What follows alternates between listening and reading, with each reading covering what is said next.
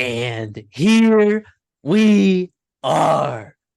Welcome back to the Redshirt Sophomore podcast, where we never sit out. I'm your host, Matthew Dawson, and joining with me again today is none other than CD, our Big Ten expert, talking about none other than the Big Ten. What is going on today? I am pumped up. You know me, love to talk college football, especially in the Midwest. We love the Big Ten here. Think it's a great conference. We'll see. We got a lot of things to talk about today. So stay tuned. This is our conference previews, our best content. We love it. We'll split up every single team here.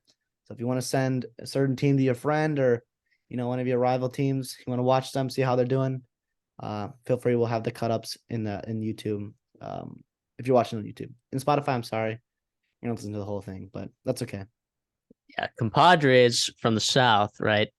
Look, I understand your high school football in Texas, Florida, Georgia, right? You guys may have more talent there, but there is nothing grittier than a playoff game in November in the snow.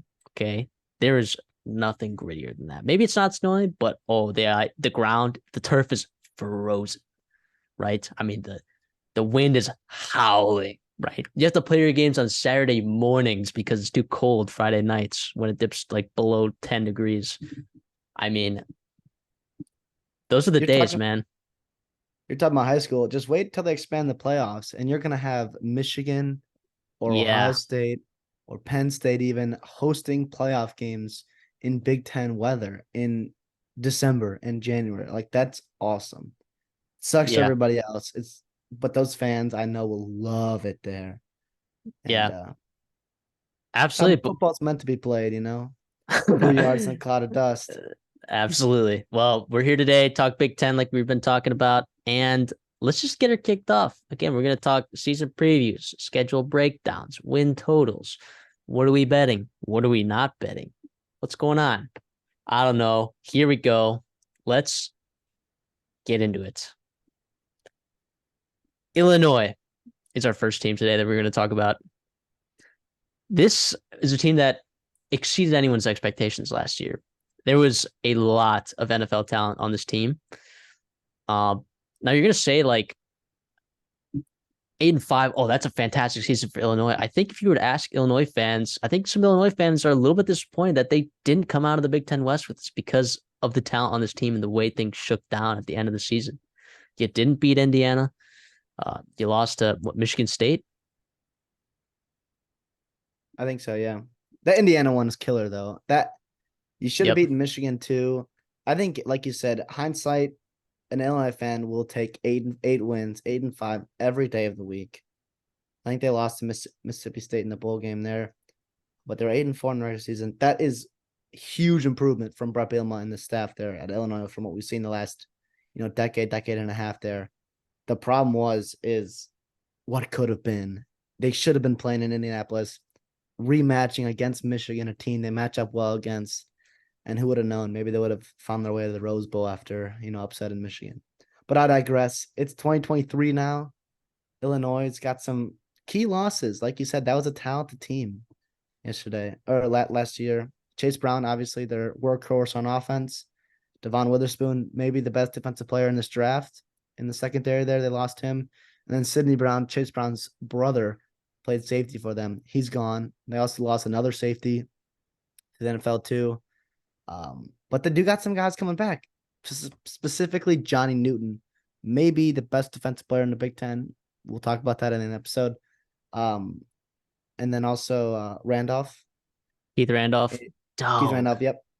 Right up Also on there. the defensive line there. Yeah. And then Isaiah Adams is also a stud. So they're in the O-line. So their strength right now seems to be their best players are in the interior, which is what you need to do to be successful in the Big Ten.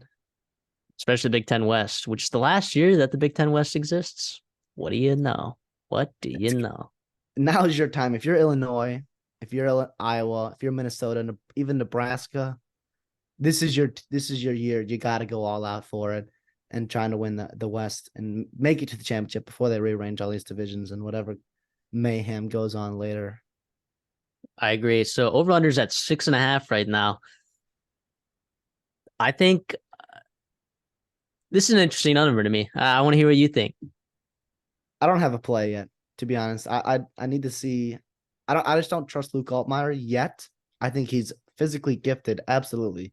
He's a good athlete, throws a great deep ball. He had a good spring there. All signs coming out that they totally hit on him in the portal, but they lose a lot of talent. And Illinois is not a program where they can just reload and lose star power and then just be just as good the next year. So we'll see. Their schedule is kind of tough. Out of conference, who knows? That Kansas game at Kansas is really, really intriguing.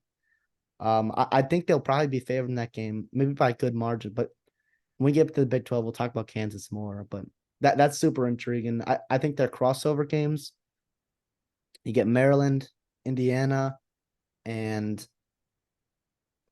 who's their Penn State.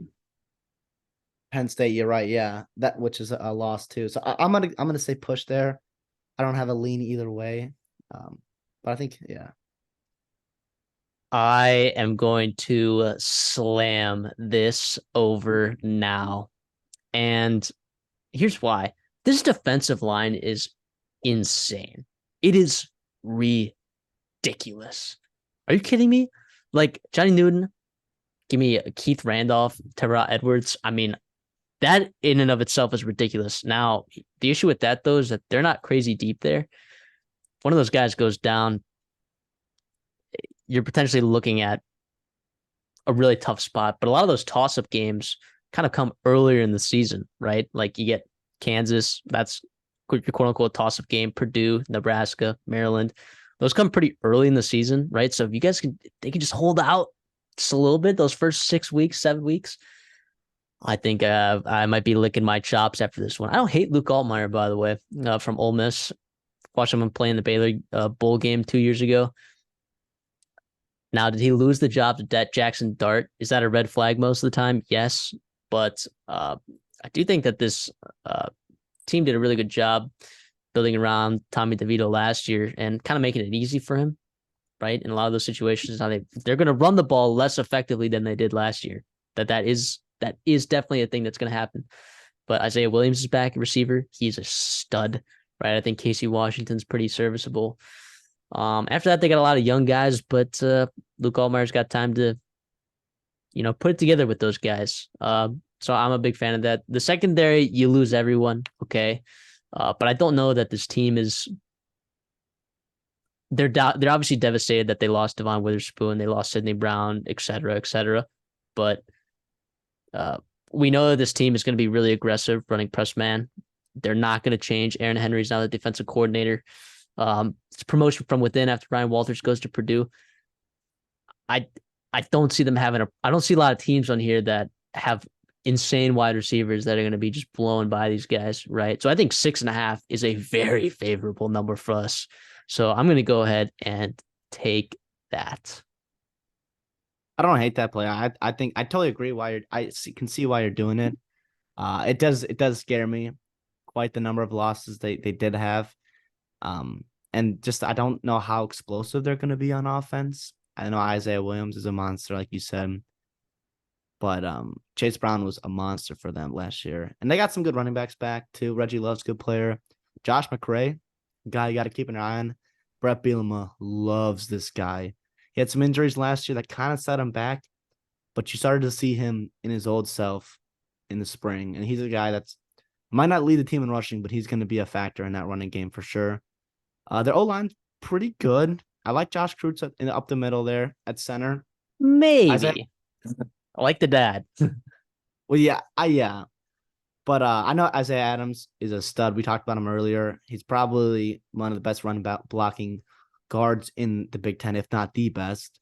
Julian Pearl is a left tackle that might be in the NFL next year too. He's an older guy too, though. And then they got some developmental guys at right tackle too. So we'll see. I trust Brett Bielema to have a good run game, like he always does. I trust him to develop offensive linemen, like he always does. It'll be about the play of Luke Altmaier and those wide receivers, creating separation for him and explosive plays, and how that can translate. Tommy DeVito did enough for him last year. I thought he was incredibly efficient. Really impressed with what he did with the staff. But we'll see. It remains to be seen how effective they're going to be offensively. Again, I think it's going to be their D line stays healthy. I think that's what's going to come down to. The secondary is pretty small, but that didn't stop Devon Witherspoon. Now, that dude's a freak. Okay.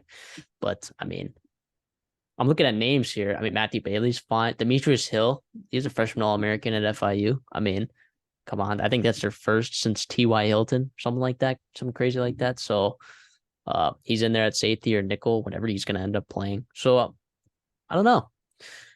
Their linebacking core is okay, but does it need to be great if you have that kind of D line? I mean, no, it does not. So I'm a big fan. Any last thoughts?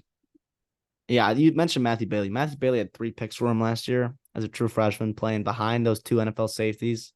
He had to see those guys, how they prepared themselves all offseason last year and then in the season. I think he could be a guy that could have a really nice step forward and continue that train of now a couple years now of having really good secondaries for Brett Bielema in Illinois. Ryan Walters is a big loss. There's no way, there's no run around behind it. It is nice that you're promoting from within with Aaron Henry. Same terminology, similar styles, similar mentality in terms of aggressiveness and physicality on defense. But yeah, they're going to be led by the defensive line. Johnny Newton's going to control how this team plays and honestly how other teams play in terms of trying to run the ball on him and even throwing the ball. But yeah, Illinois, I like Illinois. I don't love them. That's why I'm not going any play with them. Fair enough. Indiana. Boy, this team has so many question marks. I actually just did not know how to like really grade this team when I was looking back at it. Sure, you watched the film last year. It was not pretty. It was not. Who did they lose? Really, no one important. No one like this team was bad. They won 4 games. I don't know how they won 4 games last year. I'll tell you who they beat though. They somehow beat Illinois, which by the way they should have lost. That now okay, shoulda, woulda, coulda, whatever. That's a game that they were lucky to come out winning. Lucky to come out on top of. They beat Idaho by like 12 or 13. Then they beat Western Kentucky in overtime. I don't know. So this team was not particularly great last year. They bring in a boatload of transfers. You see on the screen, key returners. Those are all transfers, by the way, because the people that were returning this year, I don't know that they're exactly key. What are your thoughts on this team? Yeah, they rank 17th in transfer portal ratings, which on the outside looking is pretty good because they needed an overhaul of this roster because it was bad. They've been 6-18 in the past 2 years after a really good stretch between 2019 and then peaking in 2020 with Michael Penix and all those guys. They almost beat Penn State, right? Or maybe they did, and it was a weird call at the end of the game. But anyways, they brought in 23 guys. That's why their rating's so high. Yes, they got Tavon Jackson's a good player. Andre Carter, it's a big time transfer. I know they love him. But the depth, you have no idea what you're getting with these new guys coming in. That's why I'm not going to play this line. I think 3.5 is low, very low, but I don't think it's worth hitting the over on. I don't really see them going 4-8 again this year. But who knows? It could be a year where they hit on these transfers and then nobody sees it coming and they have a great year. But yeah, interesting enough though, they took like a bunch of Stanford guys. I was looking through their new guys, and it was like 4 or 5 guys that they took from Stanford, and which is it's kind of interesting. I don't know what the connection there is between Indiana and Stanford, but I guess it ended up Stanford was terrible last year, so I don't know what that means for them. Yeah, here's what I'll say though. Like instead of like firing his coordinators, Tom Allen decides, I'm gonna get fired this year anyways, right? I'm just gonna go hire co-coordinators, right? Because that works all the time. We've seen for sure. I mean, Chad Wilt, I guess that's his second year there in defense, but then he went and hired Matt Guerrieri, I think. I don't know how to pronounce that. Sorry about it, Indiana fans, but I mean, I just didn't see offensive line is a big question mark. I get it; they were a little bit banged up last year, but 118th and 121st in pass and run blocking, respectively. And what they brought in 3 transfers on the offensive line. Not a ton of huge names there. Maybe Max Longman's got a shot to play, but that'd be my biggest issue. I think Taven Jackson might be a decent quarterback uh for them. But I mean, at wide receiver, they're not looking super impressive with these names. I think if they're going to improve somewhere the most, I think it'd be defensively. I think they brought in some good transfers on the defensive line. Uh, I mean, Jameer Johnson's a pretty decent transfer at cornerback. Nicholas Toomer might start a corner. I think Marcus Beers Jr. That's some depth there on the interior defensive line. I don't know. This defense was horrible as you can see on our screen. Points per game, 35 points per game they were letting up. Yikes. Yikes. And offensively, they're not much better. Fun fact, they beat Michigan State and scored 39 points on them by completing one pass in regulation. And then they completed another one in overtime. That was a pretty big one to the tight end, but got them down to like the 4-5 yard line and they punched in for the win. But man, I can't touch this line with give me a 30-foot pole, won't do it. 40-foot pole, won't do it. 70-foot pole, I won't do it. I am not touching this line. Not even close. I do think while you're saying you think it's like too high or too low, I don't think this is too low at all. I think I don't know. I think Tom Allen's pretty desperate right now. So it could be a wounded animal mode. So that could be what this team is. They could be scrappy. They could find a way to win some games. They have interesting out of conference, but what do you know? I think a guy to look out for is DeQuise Carter, I think his name is, a wide receiver from Fordham. I know they really like him so far. He's transferring in there. He's going to be a senior. So he's obviously never played at the FBS level coming from Fordham, but I know they're pretty high on him so far. I think he's going to pan out. Probably going to be one of their only, offensive weapons on the outside there. Donovan McCulley and Cam Camper are fine. Nothing special at all. Those three will probably round out the group. And then EJ Williams is a guy from Clemson, but it's more of a name coming from Clemson. I don't know how much he's going to really play or impact the team. The best addition for them was Bob Bolstad, I think, on the offensive line, being the new offensive line coach from Wisconsin. They had a ton of success recruiting and on the field at the O-line there. And that was a must improve there. They needed to improve that line. So, yes, I don't know how much they really overhauled it with those two transfers that don't really get you too excited. But you hope they're going to be better technique-wise and coached because put in better spots to win because of this new offensive line coach. They also have a new play caller on defense coordinators, Matt Guerrieri. I think Tom Allen used to call plays, or last year he did, and they gave him up. That's what I was saying about hiring a co-defensive coordinator. That's what he did this year. So,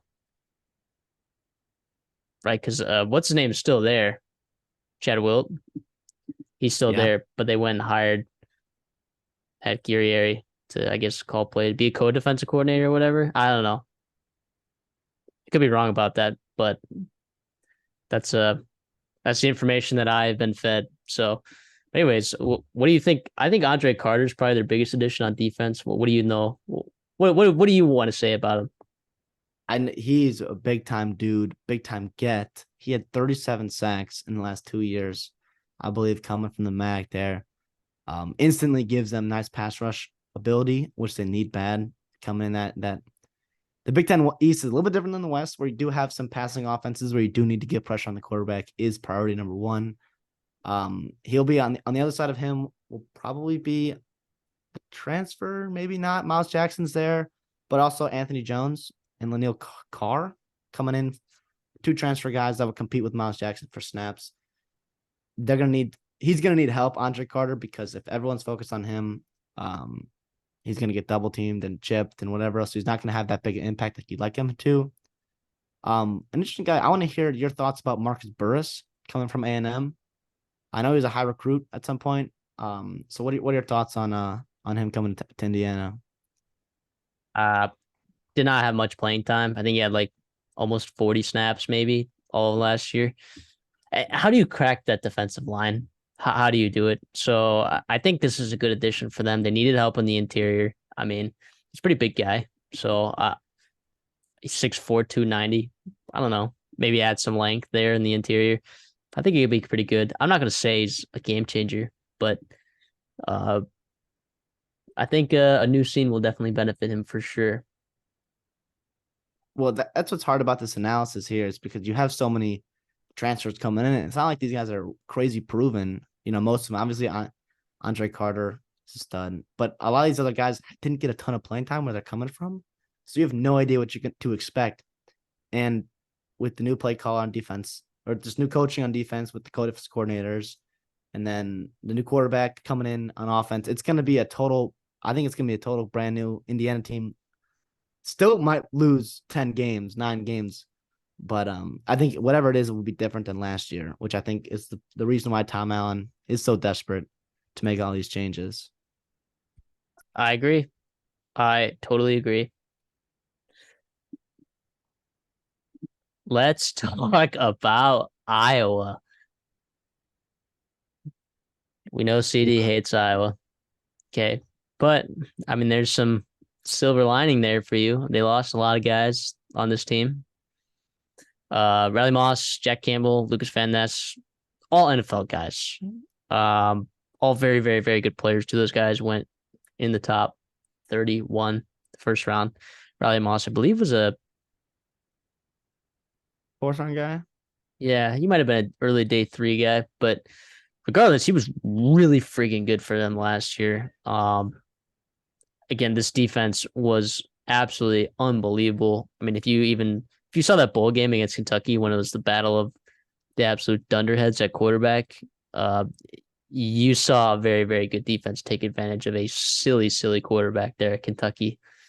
Um, they do return some guys though on that defense. Deontay Craig, who was very productive for them last year. Let's not beat around the bush. He was very, very productive for them last year. And Cooper DeJean, nickel, corner, safety, whatever you want to play him. Yeah, he's going to be the best defensive back on that field, likely on that day. So, what are your thoughts on this Iowa team? The over/under is at 8.5. What are your thoughts? I'll put away my Minnesota bias and my feelings toward Iowa because I really do think this team is really good. I think that they should be Big Ten West title favorites, and even though Wisconsin kind of is, but I think 8.5 is honestly a good line. If it was at 8, I'd think about going over. But 8.5, I don't. 9-3 is going to be really tough to do, especially with that offense. More so the unknowns. On paper, it's a much better offense, right? Last year they were in the 120s of offensive efficiency. If they can get into the 70s, like wow, that could be a huge win with a defense that's still as productive as it was last year, even with all those losses. I think the biggest loss is Jack Campbell. What he did, I mean, I know linebacker is the forgotten position. It's the running back of the defense where you can hide him. None of these guys make huge impacts. What he did in the middle of the defense there changed games, changed total schemes from teams, especially in the Big Ten West. I mean, he was such a monster. You saw that early pick that the Detroit Lions took on him. So I don't know. Cade McNamara, I don't know. We'll see about him. I think he's very fine. He's definitely upgrade than Spencer Petras and whoever has been there before. Is he going to be a CJ Beathard type guy? I don't know, but he's got some more talent, I think, than they've had the past couple of years. Even though they lose some wide receivers to the transfer portal, Arlen Bruce, Keegan Johnson are gone, but Caleb Brown comes in. I mean, that was a huge addition that they got. He was going to see some kind of snaps for Ohio State this year in that loaded room of wide receivers. And then Luke Lackey, I think his name is, at tight end, and then Eric Ali are just both studs. They're going to run 2 tight end sets. If they can stay healthy, I mean, Nico Ragney is fine. Seth Anderson might be a player too for that wide receiver room, but we'll see. The best offensive player is Caleb Johnson. He's really, really good at running back. I think he's so underrated because of what he has to face in his boxes that he sees all the time last year. Really powerful runner. Love the way he moves. And then their O-line is fine. I mean, they return 4 or 5 guys. They're typically pretty good there. You have optimism to improve it because everyone's coming back. And they also have depth, which they haven't really had in the past couple of years, which is important because you know how injuries can add up, especially on the offensive line, or we can see disaster set in for some of these teams if their O line does get banged up. I agree. Although, look,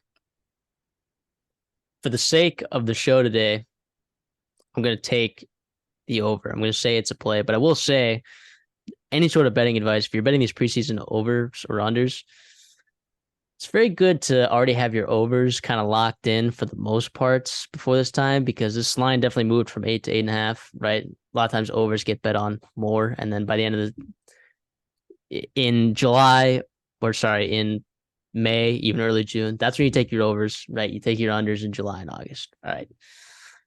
But I think this team is phenomenal. I think it's really good. Yeah, you lose some big time names, but Joe Evans is pretty serviceable at end. I mean, he's been there, done that, you know. But Well, Deontay he's gonna be Craig, top 10. Sorry, he's gonna be probably top 10 all time in sacks there. yeah, Which, he's which for Iowa with all those pass rushers they've had in the past, it's pretty good. Deontay Craig is wildly productive. I think he's really, really good. Like for the number of snaps that he got last year, he was, you could say, arguably as productive, quote unquote, as Van Ness. I don't know that he's necessarily a better player. That's yet to be There's seen. reason Van Ness couldn't crack the lineup because those Yeah. guys are good in front of him. I Well, know they don't play yeah. underclassmen. I Look, know Van Van Ness, Ness is a stud. He'll be a he better ended pro up, than he was in college, but yeah, he ended up getting more snaps than a lot of those guys though. Because late in the game, you're like, how do you keep this kid off the field? But uh, I don't know. I think look, Nick Jackson from Virginia, he's fine, right? Like I don't know, linebacker. Look, there's really, really good linebacker play like Jack Campbell, and then sometimes you just got to have good enough linebacker play. I mean, just need a vacuum there, linebacker, something that Nick Jackson gets a lot of tackles. There he is, boom. They returned to pretty much everyone on the D line except Van Ness. So I'm a big fan. Like Phil Parker himself, defensive coordinator at Iowa, has said that this defense could be potentially as good as it was last year, even with all of that talent missing. And if Phil Parker is saying that, I'm gonna ride the wagon. Of course, like if you actually get this offense right, was in the bottom 10 in the country in offensive production this year. If you could turn that, what we'll say, 120th ranked offense in the country, if you could make that the 90th best offense in the country, the 75th best offense in the country, now you're talking about actually winning like 10 games, 9 games, 10 games. So and having a chance to beat whoever is coming out of the East there. yeah, I think look, getting Minnesota at home is huge. I think that's gigantic. I think this team could match up really well against Wisconsin. I think that'll be an issue team for Wisconsin, and they get Illinois at home, which is another big deal. I mean, their draw from the East, you get Penn State, you get Rutgers, you get Michigan State. That's not crazy, right? Penn State will be a really tough team to beat, and I don't anticipate them beating Penn State, but they don't need to. They don't need to. I think that's going to be the whiteout game too for Iowa, which is Yeah. tough. So yeah, sure. Let's chalk it up as a loss, but then you lose. Then you can lose up to 2 games in the.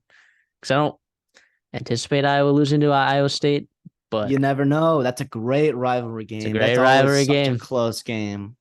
Yeah. So, but like, okay, yeah. Even say, I think they, I think they can get out of the Big Ten, only losing 1 or 2 games. Big Ten West play. I mean, so I don't know. That's just me.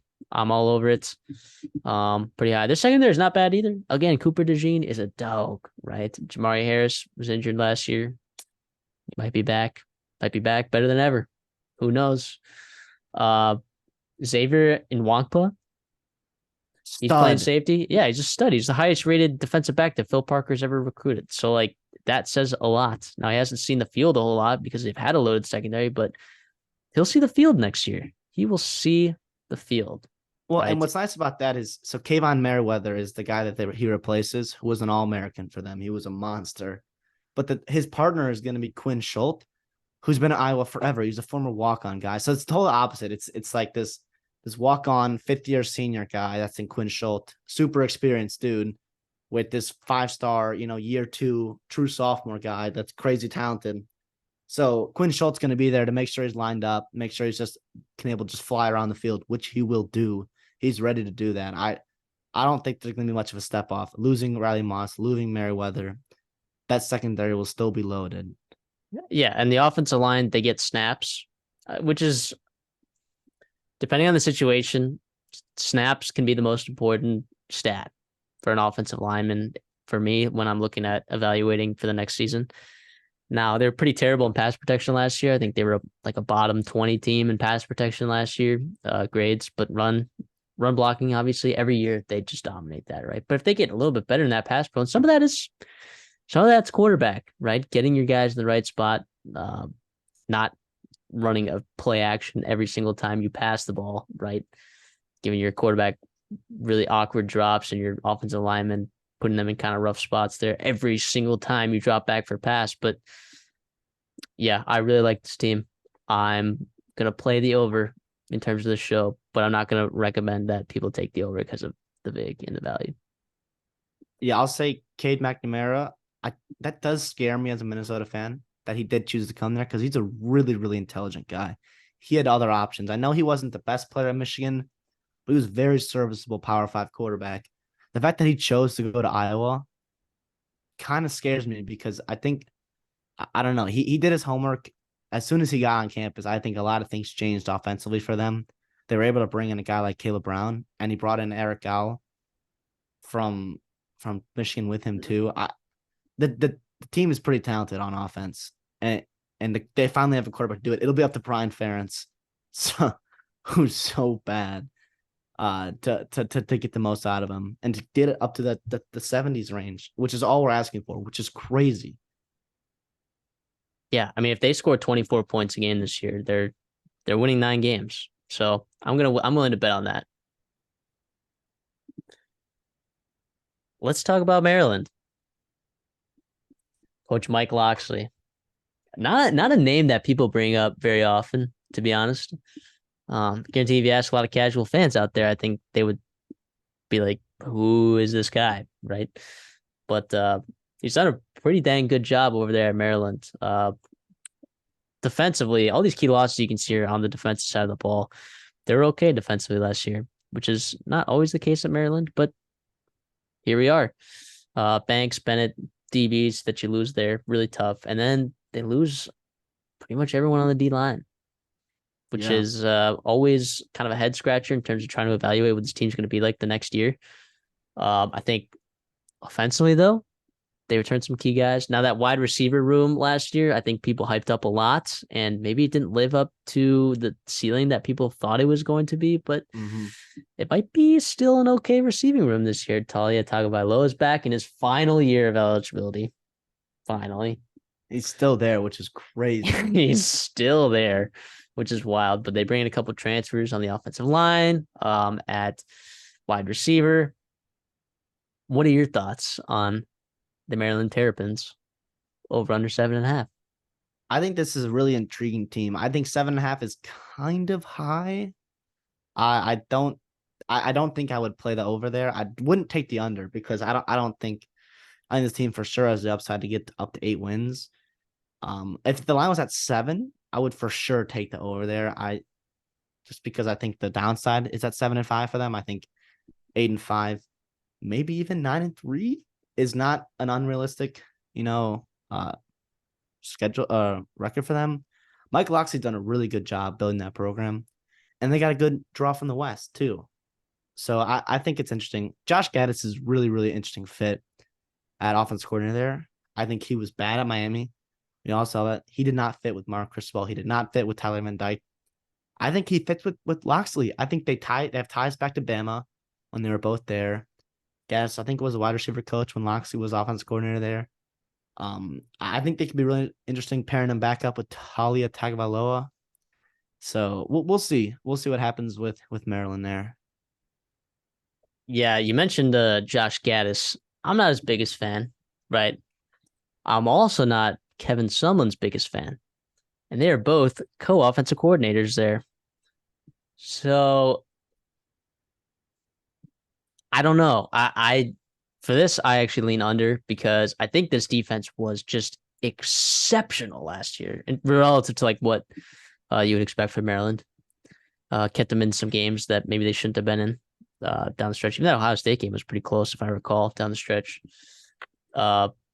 Offensively, I do like some of the guys that they bring in, But I don't want to play this game again where we're saying, oh, these are the guys. These are the guys. I really like Tyrese Chambers. Caden Prathers is also really good as well. But so is Raheem Jarrett. I don't know. I'm pretty hesitant to take any kind of over, which is why I would lean under, even though the schedule is incredibly favorable for them. Yeah. I think in a normal schedule, I think their over under would be like 6.5. But this schedule from the West, like you mentioned, not that bad. You draw Illinois, which is a good team, but you get them at home. Northwestern, yikes, and at Nebraska. Like that's not a scary draw at all. That's not a It's about scary as good draw. as it gets. That's about as good as it gets, from Yeah, if you're looking at win total in the Big Ten West, that is definitely as good as it gets. Yeah, maybe you could argue Minnesota, but I don't know. I think we both think Minnesota's pretty decent this year. But I mean, you get Illinois at home, so I don't know. I don't know. I can't take the over. I don't think I can take the under confidently with the schedule. You said winning 9 games. I don't think they're winning every game after Ohio State, Michigan, and Penn State. But look, they could surprise me. They could surprise me. So I don't know. Yeah. What are your The, thoughts on the, their defense uh, this year? I know Banks and Bennett and the D line, they were really, really good. But I think Dino Brown is a guy they brought in from the FCS. Really, really good player. Can rush the passer there. Tommy Kingsvit Sode, I think his name is. I'm sorry if I butchered that. He's a guy in year 3 that they love. And then Jordan Phillips from Tennessee coming over, who had a really, really good spring. Their linebacking core is what you like about them, which if it's your strength, is probably not the best thing in the world. But Ruben Hippolyte, very, very experienced guy. Fanaji Gote, also experienced. Jashawn Barham was a true freshman last year, was arguably one of the best players on defense. He's going to explode this year. The problem is replacing those corners in Banks and Bennett. Jaquan Shepard, the guy from Cincinnati they're bringing in, pretty good. And Tariq still in the slot. The thing is, they need younger guys to step up, and that's never a good sign, especially at cornerback at a vulnerable position like that. Their safeties are pretty good, though. Bo Braden is a monster. He's probably their best player coming back on defense. And then Dante Trader at safety, really athletic dude. Plays across for them, too. So it shows how athletic he is, how versatile he is, so they can do some fun things with him. The defense will be – that's not going to be the strength of this team, which it probably shouldn't be with Talia and Mike Loxley and all that talent on the wide receivers. But we'll see. If they can be serviceable, they got a chance to win some games here. Yeah, I'll say it's a serviceable defense, but I don't think a serviceable defense wins you 8 games in the Big Ten. I'm sorry. Yeah, that's why I'm not going. That's why I'm not taking the over there. Last thing I will say though is that O-line is their biggest question mark for sure. They had 2 to the portal, 2's in the NFL now. DeMar Galley is the only returner there. They like him at tackle, and then Gottlieb Ayedze, I think is a small school guy that could have gone to the NFL if you want to do, but decided to transfer to Maryland, come back home. He's going to be a monster for them. He'll be a guy you need to know in NFL circles. Everyone else is a huge question mark, though. Very unproven. Some nice talent, but huge question mark there. Yeah, definitely. Their tight end also transferred out of there to Alabama, which is like a huge get for Alabama. So, which tells me that that's a loss for Maryland. So, yeah, definitely too many question marks for me this year for Maryland. Too many question marks, but definitely excited to see what they got, though. I like watching Talia play. He's exciting sometimes. So Gonna miss him. Michigan. Let's talk Michigan. This is a popular team, I think, as a national title contender for a lot of people. So you look like you're kind of licking your chops over there. This is a team that lost like pretty high level talent. Mozzie Smith, DJ Turner, Oluwatimi, I believe that's how you say that, center. But they return a lot. They return a lot of players on this team that went 13-1. It was 1 game away from playing the national championship. They beat Ohio State for the 2nd straight year, won the Big Ten for the 2nd straight year. Get JJ McCarthy back, Junior Colson, Will Johnson, Raheem Anderson. I mean, Ernest Hausman they get from Nebraska, Michael Barrett, Chris Jenkins. I mean, the list kind of goes on and on.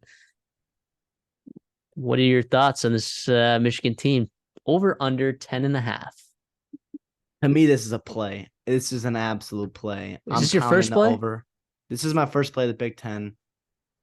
I think it's college football playoff or bust for this team. I look up and down this roster, position by position. I see zero weaknesses. The only weakness, if you're getting nitpicky, is maybe they don't have elite high-end wide receivers like your USC's, like your even Georgia, Ohio State, obviously.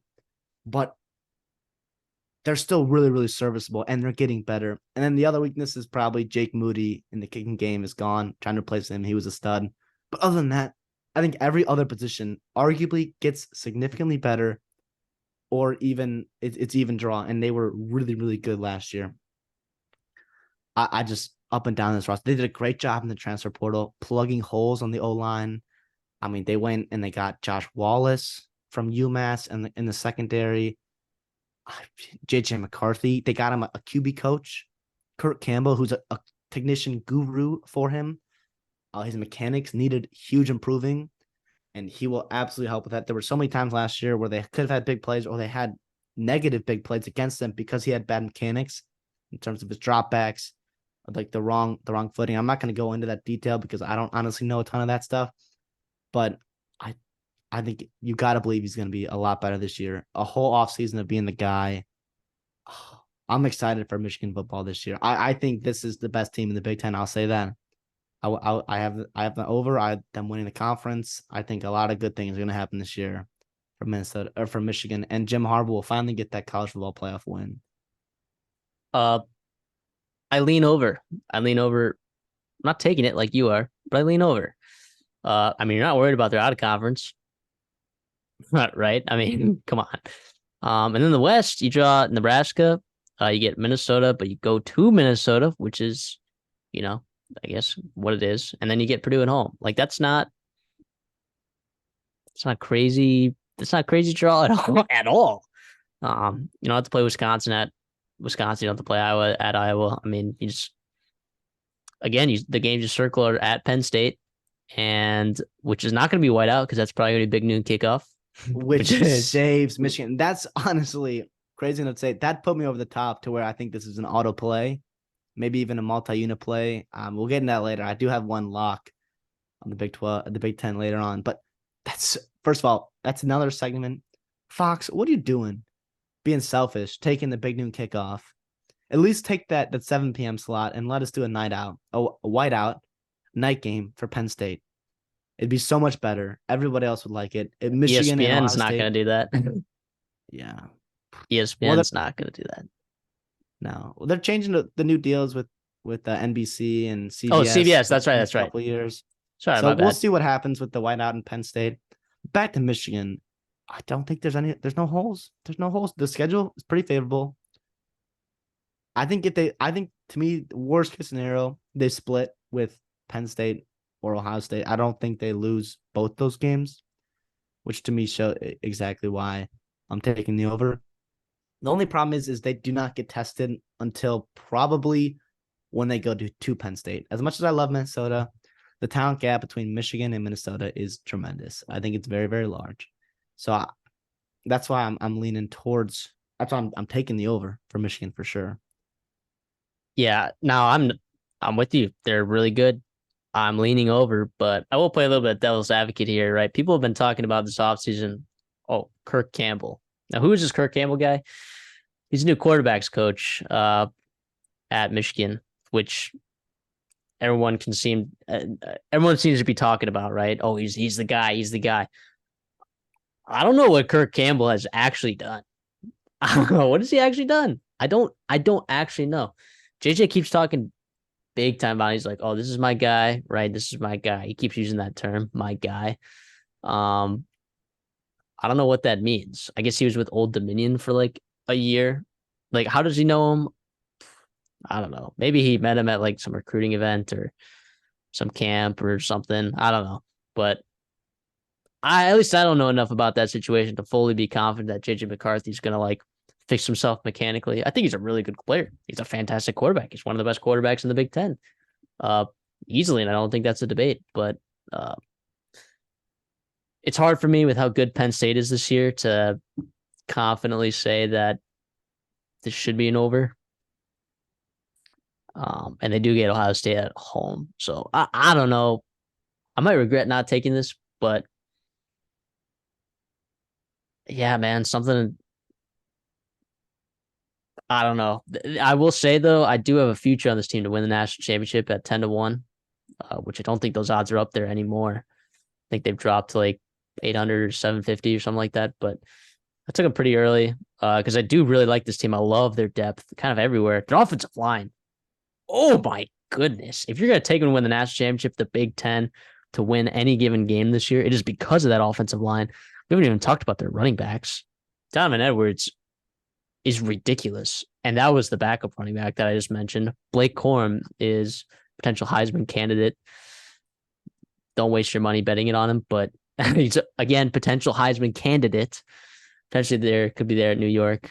But man, that offensive line is crazy. They're all super experienced, so I'm a huge fan of that. They might be one of the best offensive lines in the country, right up there with maybe Georgia, Georgia, uh, Minnesota. No, I'm kidding. Minnesota. I will say they lose an All-American center, right? The Remington guy, whatever, Alumatomi, whatever his name is. To be honest, I think I was overrated. I thought John Michael Smith was way better, but we'll get. You knew I was gonna bring that up. Yeah, it shouldn't have won the Joe Morgan or not Joe Morgan. What's the Remington? Yeah, you said Remington. The Remington. Although this line did win the Joe Morgan last year. Yeah, right? yeah. Which is fair. That was a good O-line. But Drake Nugent, they got from Stanford, was a multi-year starter there. And they also have two young guys that they really, really like. Specifically, Raheem Anderson, that's played center for them there all spring. So either way, they're gonna have good depth there at center. They got two tackles, two guards. I mean, the guy they bring over from Arizona State, Ladarius Henderson, too. They got 7, 8, 9 guys that they feel really, really confident about. I know the Senior Bowl has them at like 6 or 7 dudes deep. So, yeah, I don't think there's a weak spot on this offense. Maybe wide receivers, but they got some nice depth. Ronnie Bell is a big loss. He had a ton of targets last year. But this way, I think it helps JJ more because he has to spread the ball around. Roman Wilson's back. Cornelius Johnson started to play really, really well last year and carried that into the spring. Darius Clemens is going to be a sophomore this year. It seems to have emerged in spring as well. And they got Colson Loveland, who's a really, really good tight end, catching the ball for sure. And plus, Donovan Edwards out of the backfield is an elite too. So I love the way they're going to progress on offense. Their defense was top 20 last year. Now they lose Mozzie Smith, who I know you think is a big loss. And I agree too. He was huge for them stopping the run. He was massive. But I think Chris Jenkins, he's not going to be better, but he's a really, really good pass rusher. Maybe even better than Smith. But it'll be that stopping the run there that will be hard for them. Braden McGregor is a guy you have to mention. He's finally healthy now. He's not quite Aiden Hutchinson, but similar mold in terms of, big dude, versatility to play, on line of scrimmage or drop back into coverage. He's going to be really productive off the edge there. Their linebacking core is maybe the best one in the country. Junior Colson, right? Now, linebackers aren't really taken in the first round anymore, but he's got first round upside and talent for sure at Mike linebacker. Ernest Hausman from Nebraska. Those two pairing together is really, really exciting as he was one of the top players in the transfer portal coming out from Nebraska. And then Michael Barrett, too. Good depth there. Secondary, they definitely lose some pieces for sure. DJ Turner and Green both gone. But Will Johnson, I know he, as a true freshman last year, was a monster. Had some growing pains for sure. But you hope to see that step in his second year after a really good true freshman year. The problem is that other corner spot, they got guys they like, though, right? It'll probably be Josh Wallace, especially at the beginning of the year. 4-year starter for UMass that they took in the portal. But they got some freaks in the the wings waiting for him. Amorian Walker is like 6'3" and runs a 4.3. They compared him to Tariq Woolen from UTSA a couple years ago. I don't know. I think Jaden McBurrow's return from ACL injury, and then both their safeties come back. Rod Moore and Makari Page. I don't think there's a hole on this team, and I think there are so many strengths to them where they have depth and returning guys and good coaching, good quarterback play. I just think this is the recipe for a championship level team. Yep, I already got my future. I don't need to take the over, but I agree. This is a very good football team.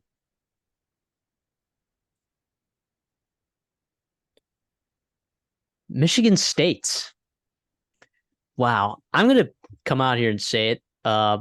So yes, it revealed on the ACC preview that I was on the Florida State under last year, and it was pretty embarrassing. But I will be the first person to tell you, and Christopher will be the first person to confirm it, that I was all over this Michigan State under last year after Mel Tucker's rise to supremacy the year before. And it was not even a sweat. This team very much underperformed last year, right? Which is crazy. Tells you how good Walker was for them at running back, which is like you don't see running backs taking over college football games too often, but like he literally did. So Peyton Thorne, passing efficiency wise, it was not enough for this team. Now, granted, that's a lot of snaps at quarterback that you lose. And he had the talent to be good, and he wasn't. And then that talent, what do? They leave. Jaden Reed goes to the NFL to the Packers in the second round. Keon Coleman transfers out of there to Florida State. That's a possible like late day one, early day two guy that could be taken. No, that's ceiling projection, right? That's not based on previous production, but the offense is looking really questionable. And like you're asking me, oh well, did they at least fix their offensive line? I don't No. know about that. So, and this defense, they were not very good last year. I mean, you can see points per game, 27.4. But if you look at their yards per attempt, 4.3, that's not great. Yards per attempt passing wise, they let up 7.9. Their secondary was horrible last year. Horrible. And I already mentioned that I already took Washington -11 when they go to town to play Michigan State. Because of that secondary, because they got one dude from the transfer portal, and I don't know. What are your thoughts on this team? Over-under is at 5.5, a year removed from Mel Tucker winning 10 games and beating Michigan. It's at 5.5. Like how far have they fallen? Yikes. They don't even think they're gonna make a bowl game. I think it's a great line. I don't if they could win 5.5 games, I think they would. I don't. They're gonna get about as close as they can to making a bowl game, and probably won't. Which is why I probably lean the under, but I don't. Wouldn't bet it ever. Peyton Thorne, though, interesting. Going to Auburn, who knows if he'll win the job there. But he didn't really have the starting job won in Michigan State. He was gonna have to compete against Noah Kim and Caden Hauser there. So I don't think he had that wrapped down at all.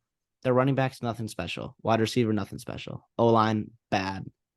Average at best. The thing is they've been bad forever, and it's the same guys that have been there. So, like, they haven't progressed, which is the sad part, because you think, okay, fine, if we have a bad offensive line one year, but they're all young guys, 3-4 years on the line, they'll be pretty good. No, it's the same guys, and they're still terrible. So at this point, it's like, I don't have any confidence in them getting better. Defense, they made 2, maybe 3-ish transfer portal additions. I like Samar Melvin from secondary is fine. He can step in and play corner. Nobody else there you like. Fine. Tanmiz Adelele is pretty good too. I liked him at A&M a lot. Gonna play the edge rusher, defensive end for them. He can move inside and out too. Maybe 3 technique if you bulk him up on pass rushing downs. And then maybe Dre Butler, stuff in the run. But I mean, I don't know. I don't see it with this team. Nothing gets me excited. I'm kind of like, what's Mel Tucker doing? We talked about this earlier, where it's like with David Stone, what does he have to do to keep his job if he wins 5 games next year? He's got to have a monster recruiting class, before he gets put on the hot seat. I think people are going to start getting real frustrated with him real fast with that huge contract and not a lot of production coming. And the Big Ten not getting any easier, with USC and UCLA coming over. Yeah, we were calling Mel Tucker the transfer portal god just a season ago, and finishes 34th in transfer portal rating or rankings. And he needed to do. This was the year that he needed to do well in the transfer portal, and he did not. He did not. Yeah, and it's not hard. I get it. It's easier said than done, whatever. But they have good NIL there, and they have positions of need everywhere, up and down the roster. You're telling me that there wasn't a single position that you feel locked down about? No, every guy in that roster is so replaceable. So they could have gone anywhere and just tried their best. And I'm sure they did with Mel Tucker. He's a big time recruiting guy and with the transfer portal, but nothing there gets me excited. Yeah, this is a play for me. This is an under. Barely, I'll say barely a play for me because actually, I'll tell you why I'm playing the under. The schedule is really, really tough. Okay. One, when you play in the Big Ten East, you got to play Ohio State, Michigan, Penn State. Sure. That goes without saying, whatever. Your West draw actually is pretty tough. You go to Iowa, right? You go to Minnesota, and then you get a home game against Nebraska, right? To Minnesota in late October, which is not easy to play in. It'll be cold by then, trust me. Nope. So I mean, and Nebraska, yeah, they're lucky that they get Nebraska at home. That's all I'm going to say. But Nebraska by week 10 with that entirely new team could be tuned up. And then how can I forget Washington? Right? I mean, come on. I just named. That's yeah. I haven't even mentioned Maryland yet, which is also another tough game. At Rutgers could be pretty interesting as well. So how many teams did I just go through where it's just like questionable losses? Like, and if they didn't get better on the offensive line, they didn't get better in the secondary, they lost all of their talent on the offense. I watched their spring game, and I'll tell you about their offensive talent. I'll tell you how bad it is because of how much little separation they got against that secondary, right? Noah Kim, he's played limited time, right? He's gotten some snaps in game. He's actually done well in game when he's played with really good talent. But now he doesn't have that talent. He doesn't have a good offensive line. He looked really bad in the spring game. I'm not going to sugarcoat it. And of course, Michigan State has been waiting for Caden Hauser, right? Their highly rated 4-star quarterback to be good. He's just not ready. Yeah, if you watch the spring game at all, now it's one game. Yada, yada, yada. I'm going to hear from people being like, oh, don't judge a whole team based on their spring game. But sometimes it says things, and it tells me that this offense is not ready to do anything. It might be rated one of my worst offenses in the Big Ten. Their defense, again, their secondary, I don't love. I do love Tunmise Adeleye or Adelie, sorry. But I had to go under on this. I got to stick with it. I don't think Mel Tucker's the guy. I don't think he is. But look, I'm still rooting for the guy. Maybe I just won't be rooting for him this year. I root for his success in the future, but maybe not this year. If you could just win 5 games for me, right, and like be on the hot seat next year and then ball out. Look, Mel, you and I could be friends, right? You and I could be friends. So, any last thoughts on this team? I think after week 2, I don't see a for sure win. I mean, yeah, we talked about Indiana earlier. We don't love Indiana at all. There's a reason their over-under is at 3.5. But we don't know what they're going to look by like. week 12. Yeah, by week 12, you never know with all those transfers coming in. At least they tried to make a change. Mel Tucker, yeah, they didn't make a huge change, and I don't think you're going to see this much improved result with the same roster you had last year, with a less talented roster than last year. I agree. Yeah, I think after they get beat down by Washington, who knows with Maryland, Iowa. I mean, you could be really, really, you could be, I don't know, 3-7 come Indiana time, and you could be a defeated roster. You could lose that game very easily, and then you got to finish with Penn State. Yeah. Anyway, so they lost to Indiana last year, and I already mentioned this in the Indiana portion of this. That was such an ugly game. Oh my God. How do you lose to Indiana when they only complete one pass in regulation? It was so bad. It was so bad. And I don't think this team gets any better. So give me the under. I know you leaned over, right? I pushed, but I lean under a little bit. Okay. I don't All right. think I think yeah. All right. Fair enough. Whoa. Whoa. All right. Minnesota, baby. CD. I'm just gonna let you take over this. The over-under's at 7. It was at 6.5. And if you were like, this guy, you could have gotten it at 6.5 for an absolute value piece. So I guess that kind of tells you where I stand, but where are you at with these Gophers? There was a reason this was probably the most bet, one of the most bet futures in college football, was because it was only at 6.5 for a team in Minnesota that the last 3 full seasons they've played, they've won eight or more regular season games. And realistically, yes, they did lose 3 crucial guys. You have them listed here: John Michael Schmitz, Terrell Smith, Mo Ibrahim, are huge guys, 6-year guys that were core pieces of that team. But I mean, PJ Fleck has done a really, really good job with its roster, filled some holes in the transfer portal. Offensive line recruiting and development is fantastic. The schedule, yes, it's a tough draw, right? 28th, I don't even think does it that justice, because your draw from the East is Ohio State and Michigan, and then Michigan State, obviously, which I think should be a win. But it's not gonna be easy to get to 7-8 wins. To me, this is an over play, because I don't see him going 6-6. I really don't. Worst case scenario, I push at 7-5, but I think 8-4, 9-3, especially if you go to UNC week 3 and you get a win there. I mean, that what that does to your over under value, your over value is huge, right? They got a really, really good roster, starting with quarterback Ethan Kaliakmanis, most talented QB they've had in a while there. They changed their offensive coordinator. He's gone. Kirk Schrocken to Rutgers. We'll talk about later. You got a new co-offensive coordinator, but it's really going to be Greg Harbaugh, who's from Western Michigan, coming over, was a tight ends last year with Minnesota, promoted from within to offensive coordinator, and will probably call plays there. But yeah, I am very excited to be a Minnesota fan right now. And yeah. Okay, well let's talk about their defense. I do want to bring up they lose Terrell Smith, really good corner. Thomas Rush, who's okay. They lose Mariano Sori-Marin. What does that name do for you?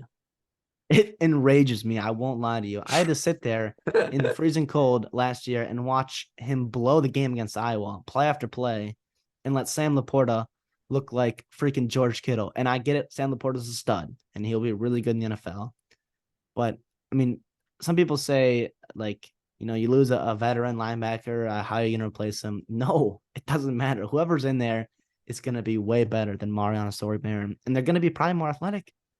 It's probably going to be Ryan Seelig from Western Michigan to transfer, but they also got 2 young guys who they really, really like, who had great springs in Devin Williams and Maverick Boronsky, guys that can step in and maybe aren't physically ready right now, but come, September 1st or even October, November, they're going to be ready to play and contribute really good for this defense there. Joe Rossi is a monster.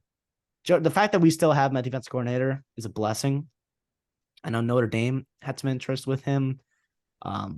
He just likes his life in Minnesota. He likes PJ Fleck working for him. Ever since he's been promoted, our defense has been awesome. It's gone from bad to really, really good, and it was great last year. I get it was top 10 with a terrible offensive schedule in terms of the quarterbacks we played, but it doesn't matter. And I think that the weak part of last year's defense was defensive line. They had 0 pressure on QB all year. And yes, Thomas Rush leaves, who was supposed to be your starting, rush end for him. Supposed to be your best rush end, but he wasn't really that good, kind of regressed, had a disappointing senior season. But I think a lot of those defensive line guys that were younger improved as the year went on. And they seem to have improved again in spring, and we'll do that in fall camp, hopefully. So yes, it's a lot of the similar guys in the group there, but I think they're going to take a big jump forward, especially on the defensive line because of the coaching. You change coach from Brick Haley to Winston DeLabatior, I believe his name is. I totally butchered that. He's a really young guy, really, really energetic, awesome dude. And they even brought in some analysts, some pass rushing analysts to come in for him to really get that technique for your edge rushers and your defensive linemen. So yeah, I'm excited this year for the defense and the offense there. Yeah, I trust Joe Rossi, but when I look at the depth on the secondary, I don't love it. Can you convince me? I'll say our safeties are gonna be really, really good. I think you and I both agree Tyler Nubin is a stud. He will be a early day two kind of guy in the mold of Antoine Winfield Jr. A little bit bigger, a little bit, stronger than he is, but he's a ball hawk back there, always around the ball, making plays left and right. And then his partner, Jordan Howden, who's a 4-year starter there as well, he's gone off the NFL. Stepping in will be Darius Green, who is a hard-hitting, fly around the ball, strong safety for him. Going into year 3, he had a really, really good bowl game and then a great spring as well. They've been behind him for a while, just waiting for the right opportunity for your safety depth to open up. Ed nickel, you bring in Jack Henderson, a transfer from FCS, who's a big body dude, looks the part, had a great spring as well. Very productive player down at Southeast Louisiana. And then behind him will be a smaller guy, Craig McDonald, comes back home to Minnesota he was at Iowa State, then transferred to Auburn, coming back, battled some injuries there. He still has to get a waiver, to play on this year to be eligible because it is a second transfer. Who knows with the NCAA? We'll see what they rule. They still haven't ruled on it, and August 1st is coming up soon here. The depth you're referring to is at corner. Justin Wally is the returning guy. He'll be an all Big Ten kind of guy on one side. On the other side is your problem because you lose Terrell Smith, and you also had Beanie Bishop, and you also had Ryan Stapp, who were your third and fourth corners last year, all gone. Beanie Bishop transferred to West Virginia, and Ryan Stapp medically retired. So that automatically bumps your freshmen, your redshirt freshmen that probably aren't ready to play, and getting all the reps there in the spring.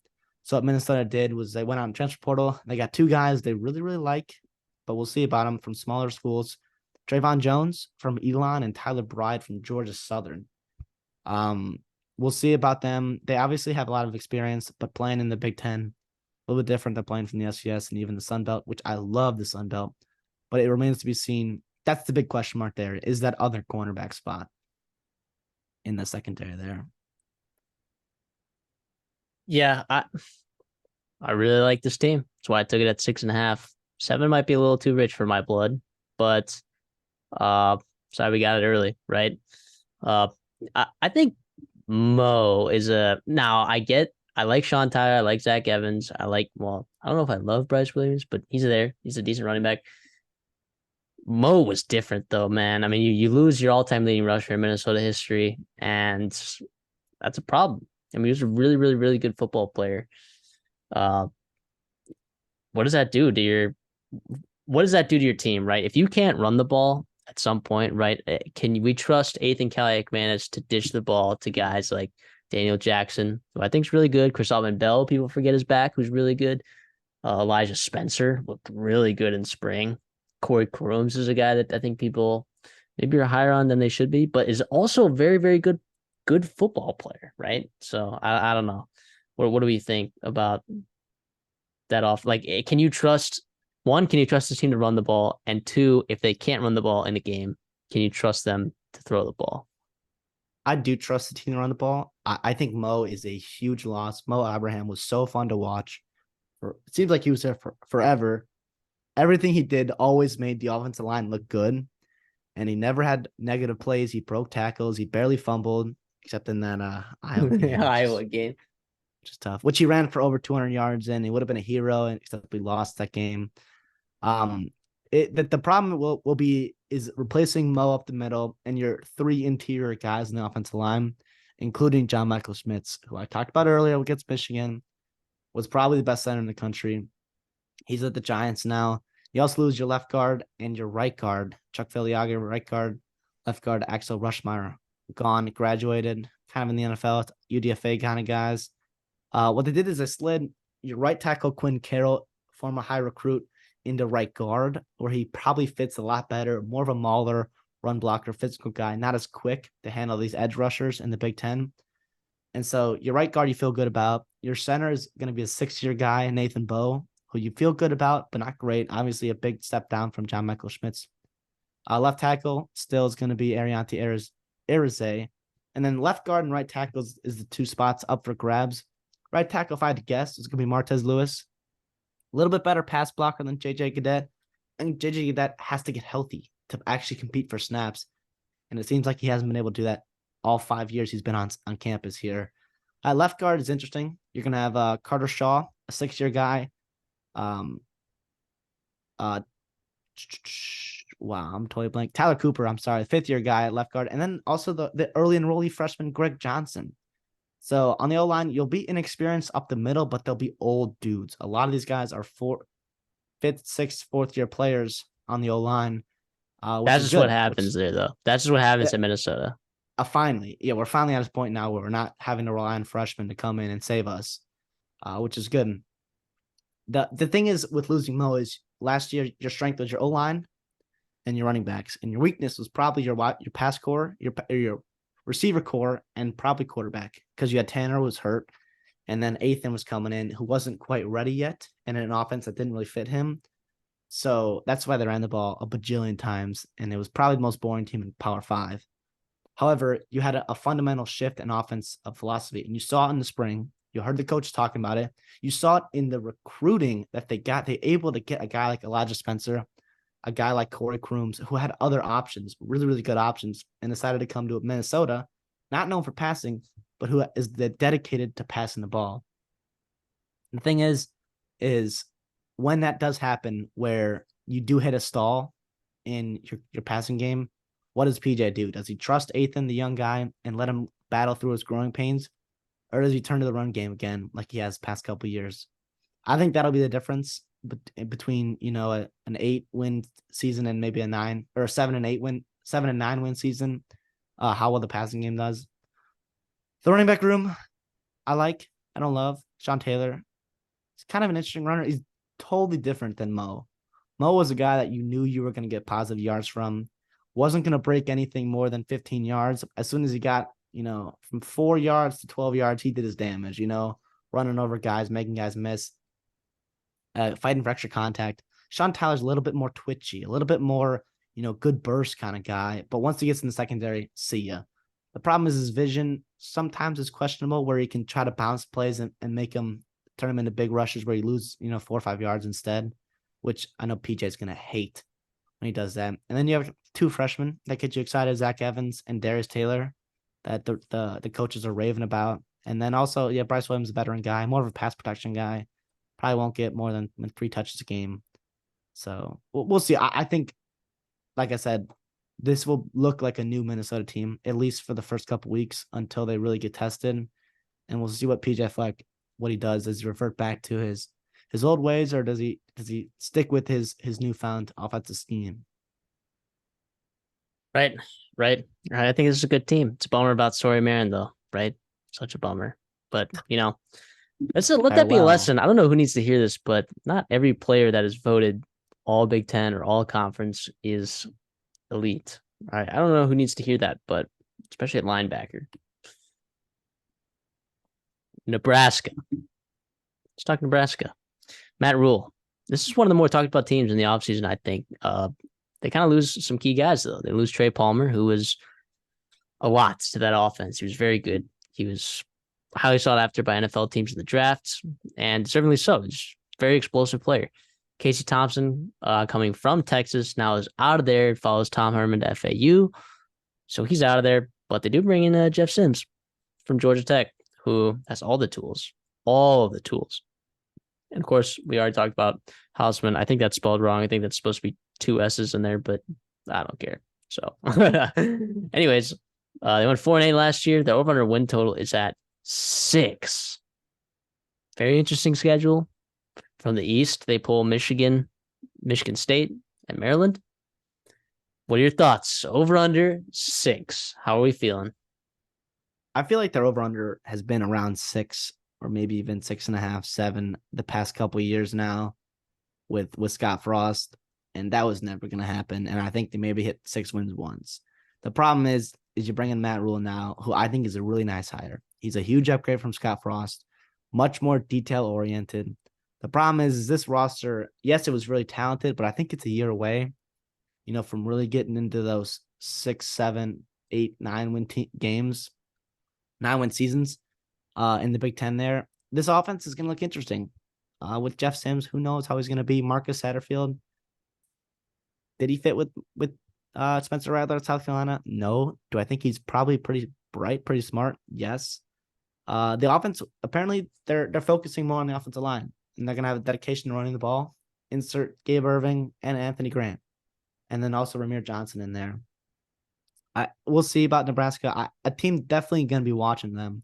They've recruited well in the offseason. They got some nice transfer portal guys, and I like the staff that Matt Rule put together there. And Nebraska's a team that's kind of always pretty talented, but kind of always underperforms. Six is a good line. I'm going to push there. I think 6 wins is pretty valid for where they're at. That Colorado game is going to be really interesting. Week 2, I think they should blow out Colorado, or maybe not blow them out, but they should beat Colorado. But it'll be a home opener for Dion. Minnesota will have just hosted Nebraska the week before. So we'll see. If you start 0-2 in the Matt Rule era with Nebraska, it could be, I know Nebraska fans will not like that. Yeah, I'm with you. I push, but mostly I push because I don't really know what to think about some of these transfers. Now, something that I think I'm higher on than most. The offensive line is pretty massive. It is huge. There's like average height 6'7". Their average height and weight is 6'7", 310. It's pretty big. Could be bigger. There's teams out there that are bigger, but I really like that. I really, really like that. Nerida Newelli, he's back. Right, he failed a drug test last year, which only means that he might be a monster. Right, little extra juice. Actually, I don't know what he tested for, so don't quote me on anything. I mentioned Anthony Grant and the key returners on the slide, but like you said, I mean, Gabe Irvin's probably going to start over him if I had to guess. I think he's more talented than him, but Anthony Grant's a guy that has touches. So at least they have people in this offense that at least are experienced. They're bringing Billy Kemp, who I like, kind of an explosive guy. Was he from Florida? I think. Virginia. Virginia, that's what I meant. Sorry. Who am I thinking of? Never mind. Doesn't matter. But Jeff Sims, I really, really like. I don't think I'm alone on that. Like his upside is pretty bonkers. He just never got the help that he needed at Georgia Tech. Does he get it here? Maybe. I don't know. The receiving core isn't crazy. I mean, I talked about Billy Kemp. An interesting sleeper guy, Malachi Coleman, true freshman. Yeah. Highly rated player. Freak athlete.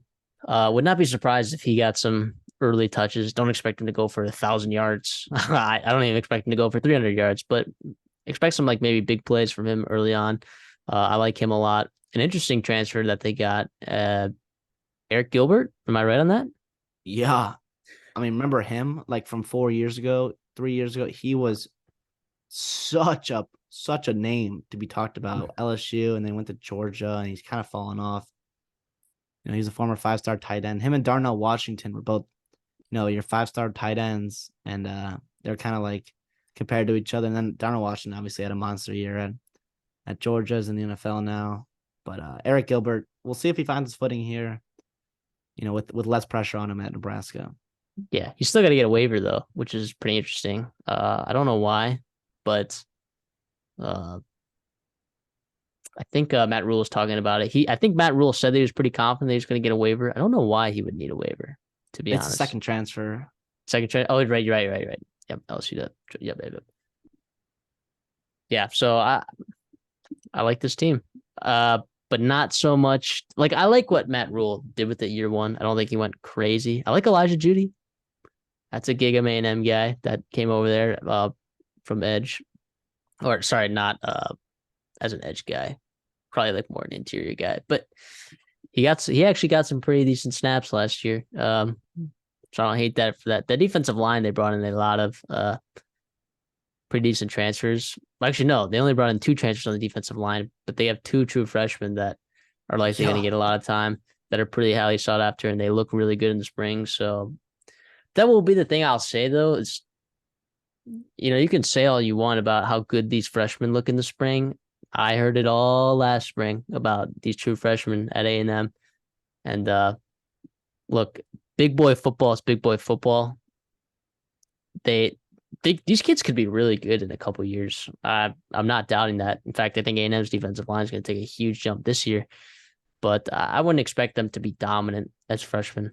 But it is nice to see that Matt Rule can get some of these guys in here. Maybe he can develop them. So They're gonna get punched in the mouth, week 1 against Minnesota with some grown ass men, 23 and 24-year-olds.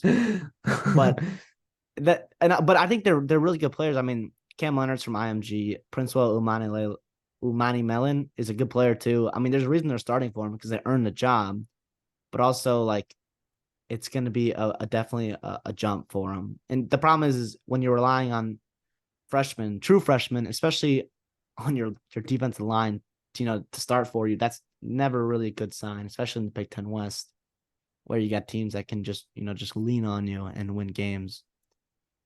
Yeah, you know who's not a freshman? MJ Sherman. Yeah, that's a guy. Yeah. He's from Georgia, right? Yep.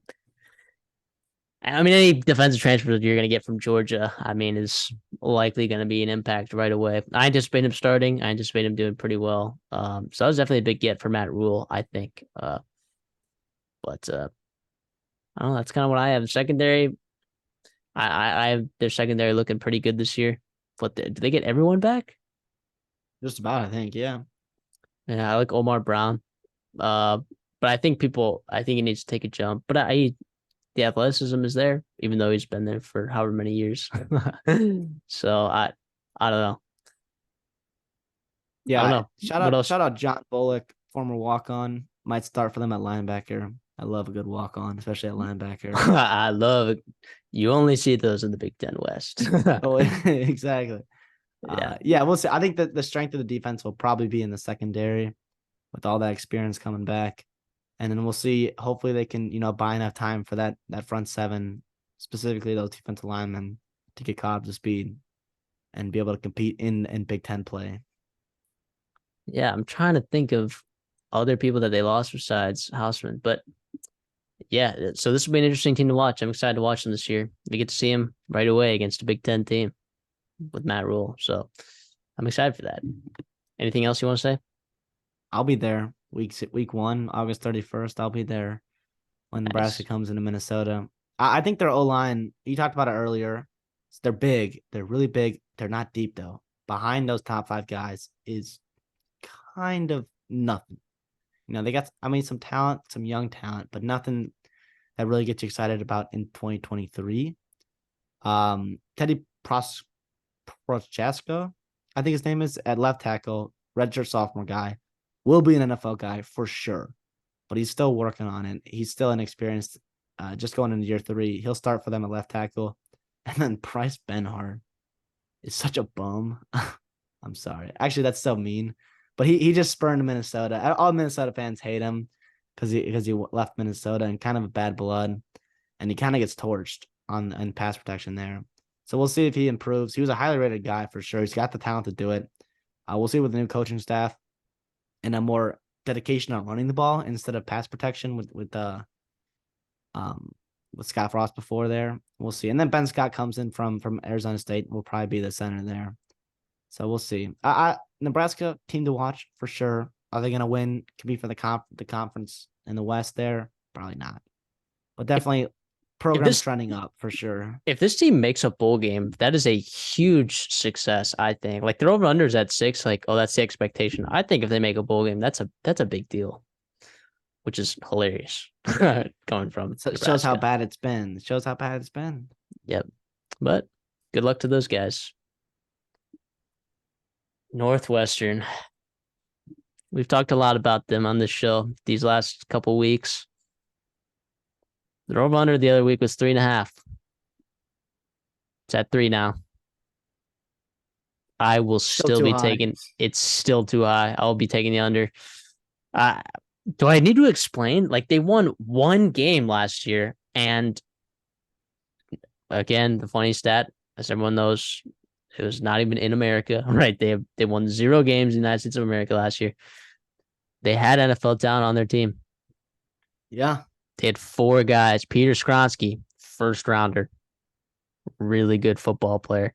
Cam Mitchell was a 5th rounder to like not the Browns, thinking of Greg Newsome, but uh he was a good player for them. He was basically like a mini Greg Newsome, or not as good Greg Newsome. Evan Hall was a very good running back for them. Very, He very talented. carried that offense last Yes. year as a runner Yes. and a receiver. He had like 55 targets or something like that as a running back. Yeah. Attaboy, I mean, he's gone. He was really good at edge there. Look, they get Howard. They get Howard. Okay. That's it. That's their only guaranteed win this entire year. If you think UTEP is a guaranteed win for this team, that's crazy how we can say that UTEP is not a guaranteed win for this team. This team is so bad. This team is so, so bad. So what do they do in the transfer portal? Sure, they lose Ryan Helinski. Bummer. He was not that good. Sorry. Poor guy. He's a good guy. Poor guy. He didn't deserve that. He didn't deserve that. But Ben Bryant, they bring in from Cincinnati, who was, I mean, transferred. That was his 3rd transfer. He's at Cincinnati, transfers to Eastern Michigan, transfers back to Cincinnati. Now he's at Northwestern. He's meh. Cincinnati fans will tell you he's meh. He's pretty meh. They lose Malik Washington, the wide receiver, who was, I believe, their leading receiver last year. He goes to what, Virginia? Yep. He's a bowling ball. I don't know. I very high effort, high motor. Uh, not an explosive player. AJ Henney comes from Michigan. I think he's an explosive player. I think he was a highly rated player coming out of, I Yeah. believe, Illinois. Um, and he's there now. He could be pretty good for them, but if he's the only guy there, then they have something else coming. I don't see a bell cow on this roster. The O line is really concerning because look, and a lot of times when I say like on the O line, the coach, they didn't really grab anyone in the transfer portal because they trust the guys that they have.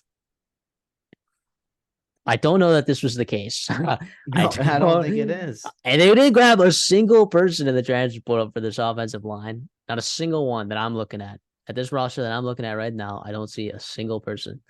They So didn't. The problem is we talked about it a little bit with the ACC teams and your elite academic powers and how hard it is to come in as a transfer. Because not only is it hard to transfer your credits and actually be eligible to play, but you can't transfer in until that summer. You can't even transfer in for spring ball. So not it's very hard to get transferred in there. But you could have at least gone to the Ivy Leagues and plucked out some Harvard guy, some Yale dude, and say, hey, you want a grad degree from Northwestern? Come here and get one. So I don't know. They got, but I don't know. I really do not trust anything on this offensive line. They lost their best player on the team and 2 others, and it's an area of concern for sure. And that's saying something on this offense because the problem is you want to talk about disaster. I mean, look at Boston College and teams with decimated offensive lines, bad offensive lines, and then injuries happen, so you have to have some depth. I don't know. This could be, we're rooting for Northwestern with everything that happened and all of the players that were affected by it and coaches and all the other athletics that are going on. But I don't see it this year. I really don't. yeah, there's not much to say. Like what else do you want us to say about this team? What else do you want us to say? They're not that good. I mean, maybe linebacker, they're fine. Mac Uline, it's a pretty good linebacker. Hasn't really started for them, but I anticipate him getting more snaps uh now that he's what, a junior at this point. Yep. Right. Yeah, he's a junior. That's a guy that is not fun to tackle. I'll tell you that from experience.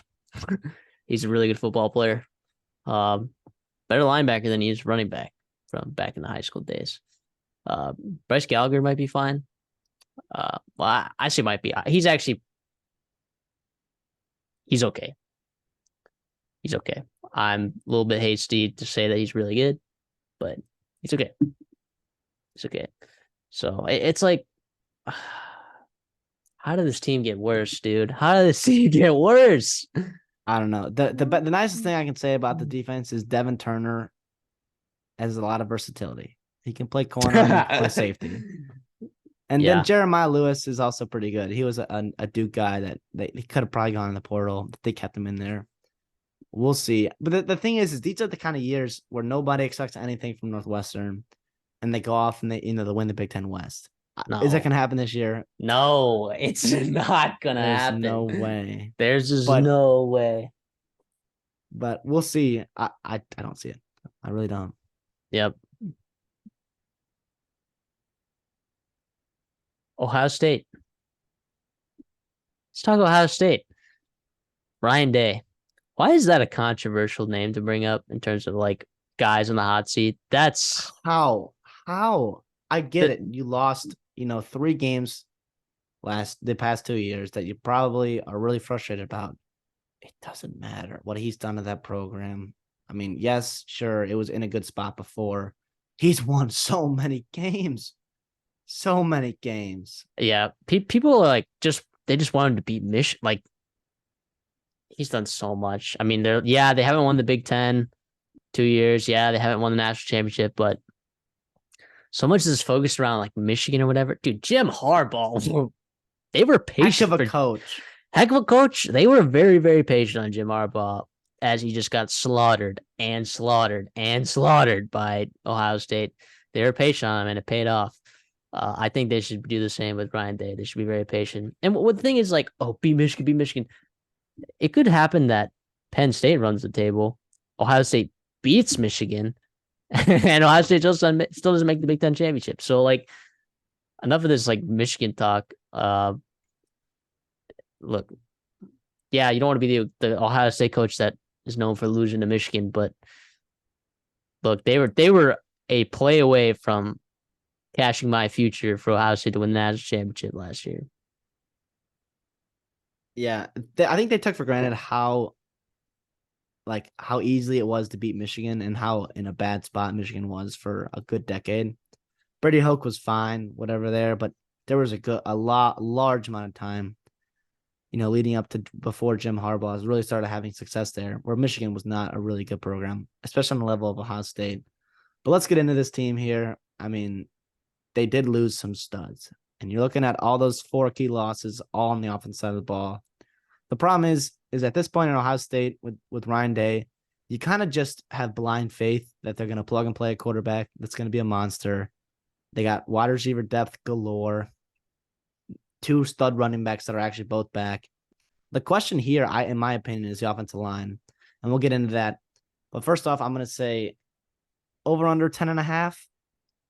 I'm going to say no play. I don't think it's a play. I don't think they win. It's hard. It's going to be hard to tell me that they're going to beat. I can see a game where they lose to Michigan and or Penn State and then slip up to somebody else too. They go to Notre Dame, I believe, right? Which is with Sam Hartman. So we'll see how they do with that. Maybe a competent quarterback there at Notre Dame. So yeah, what are your thoughts? What's your feel there? Your play?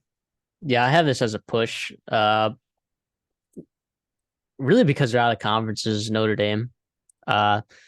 This defense could be really, really, really effective this year. I'm a believer in Jim Knowles. I don't know why he got all the hate he did last year. Yeah, I get it. He had more talent, and they gave up. The one thing they couldn't do to Michigan is give up explosive plays, and that's exactly what he did this year. I don't know. I guess it just sometimes happens when you're a little bit aggressive, but they return almost everyone on the defensive side of the ball. So I am very, very excited for that. I mean, a lot of big names, though, maybe not guys that have stepped up in a big way. Jack Sawyer comes to mind, right? Highly rated guy. Can he be a guy? Can he be This a is the guy? year. Yeah, I like Tommy Eichenberg. He's experienced, which is sometimes all you can ask for in the Big Ten. I think he's a good football player. Maybe not Oh, an NFL he's a good talent guy. player.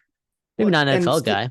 Still Chambers is nice next to him. And then CJ Hicks is the talented redshirt freshman there. Yeah. former Oh, five-star guy that is explosive. yeah. He's gonna push his way onto the field, and he'd pair well with Eichenberg, who's a nice. I don't want to call him safe, but I kind of do in terms of you're gonna be in the right spot, gonna make plays, gonna get everybody else lined up in the right spot, and CJ Hicks can just fly around and make plays. Yeah, I'll say Eichenberg and Chambers were not.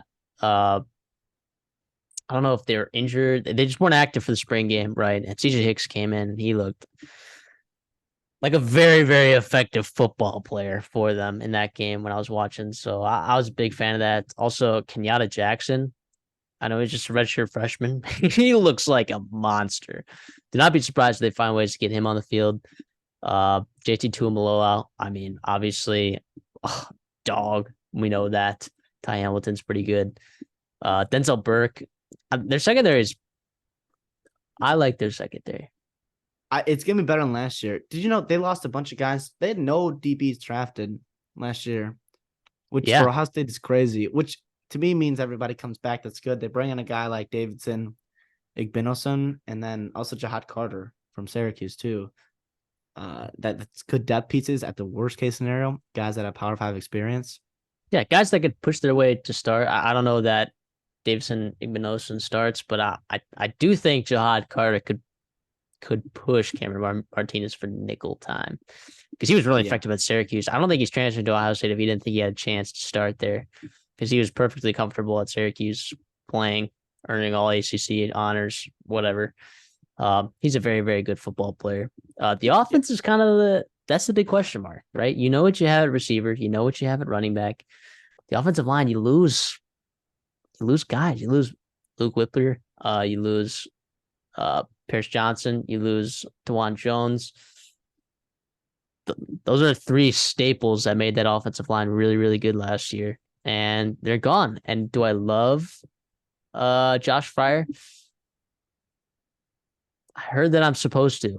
I don't know that I do, but regardless, they could be okay. But it still might be. It might take some time. So it's tough that you get ND in week 4 to get that offensive line set. Like that's where I think like an early slip up could happen because their offensive line might not have gelled enough, which is why like by the time you get to Michigan, like forget about the inexperienced part on offensive line, right? Like by the Michigan game, your offensive line is hopefully, if it's not banged up, playing at its peak. Uh, if you have talent, even though they haven't played together, previous to that season, they've had 11 games to figure it out, right? Um, Penn State's week like 8, so I think Notre Dame. That's a really, really interesting spot. If that offensive line does not figure itself out, uh, I think that could be a real problem. I think so. I do think Josh Simmons was a big time transfer. I think they really, really like him from San Diego State. He's going to play guard. He's going to play tackle. I don't know, to be honest. I So might play right tackle for him there. I yeah, think he they might. like their guards. Donovan Jackson's their best offensive lineman, former 5-star guy, really, Yeah, really good at left guard. He was pretty good as a redshirt freshman. He's coming back, and he's dominated in the spring. Matthew Jones is an old guy at right guard, and then they'll probably have Carson Hinsman at center, who's a young guy, redshirt freshman. Is he ready yet? Probably not, but he put on some weight. He's up over 300 pounds now, which is good. But yeah, it'll be that right tackle spot with Josh Simmons and then a couple other young guys that they're looking at too. yeah. So offensively, yeah, their biggest losses, of course, came. And CJ Stroud was a really good football player, but I'm not gonna say I'm a Kyle McCord truther, but I am a Kyle McCord believer. I think it's like a crazy stat. Like Ryan Day, like if he's a new starting quarterback coming in for their first season, they average like 4,000 yards and 40 touchdowns. What? That's crazy. So I still believe in Kyle McCord if they do. So, um, Yeah, I don't think the question is about him having a good year. I think you're gonna put up numbers no matter what. I mean, how could you not with Marvin Harrison, Ibuka, Julian Fleming, even Carnell Tate as a freshman that from all reports totally living up to that 5-star billing. It'll be about how elite can he raise the ceiling of this offense. Um, I don't. I want to see Devin Brown push him in the fall camp and maybe in those first out of conference games.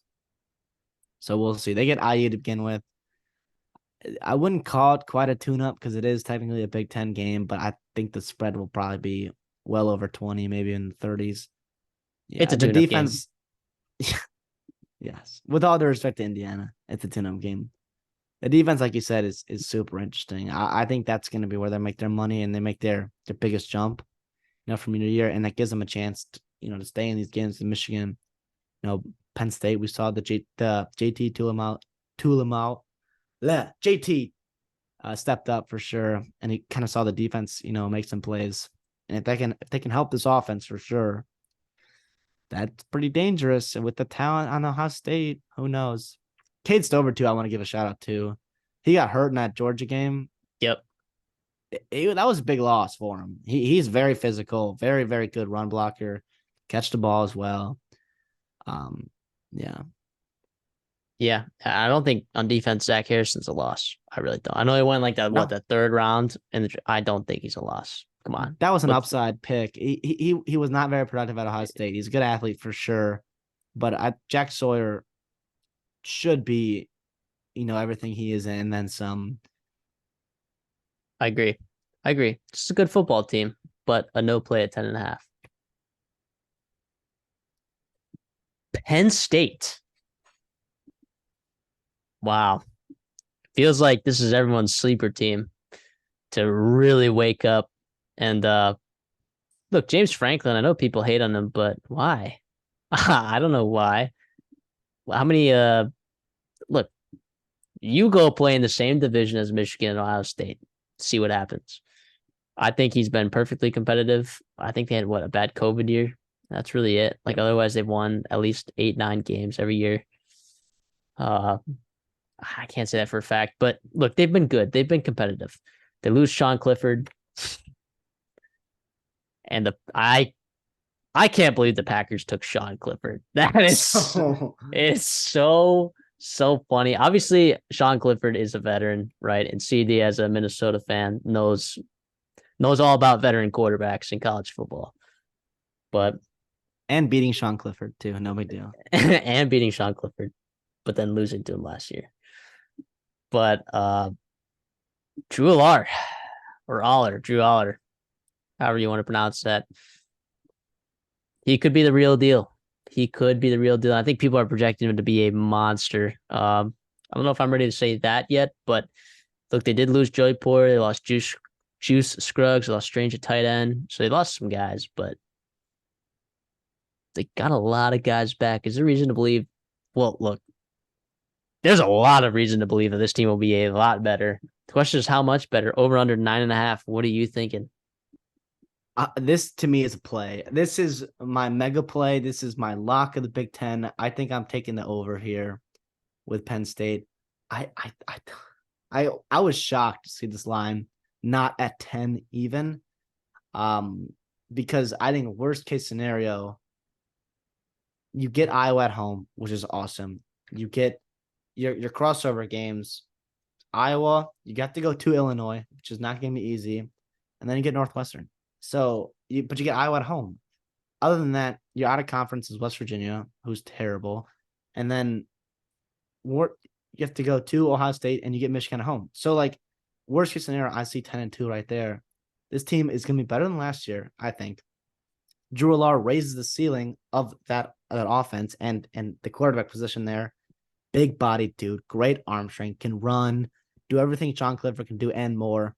The problem is the ups and downs will happen there. He definitely likes to push the ball down the field because he has that crazy arm. So they might, run into some problems. But also when you have, a young quarterback, it's nice to have two stud running backs that are coming back. Nick Singleton and Kay Allen. I took Nick Singleton as my guy in the Big Ten as a running back in a running backs draft. But Kay Allen somehow stayed there at Penn State to be the backup there. He actually got more carries than Nick Singleton, which is kind of interesting. But Singleton's more of a big play guy. And then Trey Potts is also, a third back there. Their O-line is great. Olu is back. Somehow he be a first-round pick. They're centers in the NFL, which is fine. They had a bunch of injuries last year, so a ton of guys got playing time. And they were still good last year. And they were still good on the offensive line. Yeah, and a guy like Drew Shelton, who should not have played last year, but was forced into playing, was awesome for them, stepping in at left tackle. He's a sophomore. He's your third tackle. And so if either of your tackles go Yeah. down, he's going to be fantastic. Oh, I in the wide receiver position, yes, Mitch Tinsley and Parker Washington and Brent Strange at tight end. Tough losses for sure. But Keandre Lambert-Smith, did you watch the Rose Bowl? Because I did. He was awesome. Dante Cephas, my guy from Kent State, is there now. He hasn't gotten there yet. He'll be there in the or he's there in December. Wasn't there for spring. He's awesome. Your third spot's your question mark, but it's not like you don't have guys that can play that spot. You got Harry Walls, good player, third-year guy who's had time. Amari Evans, who's a freak that they like a lot, that had a great spring, is kind of making a move that third spot. And I also want to give a shout out to Christian Driver, name drop Donald Driver. That's his kid. They like him too. He's a younger guy, a redshirt freshman. And that tight end position is great. Yes, Brent Strange was the guy last year, really highly productive tight end, went to the NFL. But Theo Johnson, scouts were already talking to him about the NFL, even while he was the backup there. Tyler Warren, a guy they like too. And then a freshman, got to keep your eye out for. Might not play a ton of snaps every game, but when he does, look out for him. It's Andrew Rapelia. He's a true freshman coming in, freak athlete. He's gonna play tight end for him. Might take him a year or two to develop, but if they want to get some, special packages, drop some plays for him, it would not surprise me one bit to get the ball in his hands, as he is a huge mismatch. yeah, I like this offense. I really do. For all the reasons that you said. Let me bring up the defense real quick. Defensive line, they lost PJ Mustafer. Sure, he's an NFL guy. That's it in the front seven. That's it. Everyone else. Everyone else is back. You love Chop Robinson. You love Isaac Adisa. You love Devon Ellis. You love Abdul Carter's really good at linebacker. You like Tyler Elston. I mean, and then in the secondary, Kalen King. Do I have to say it?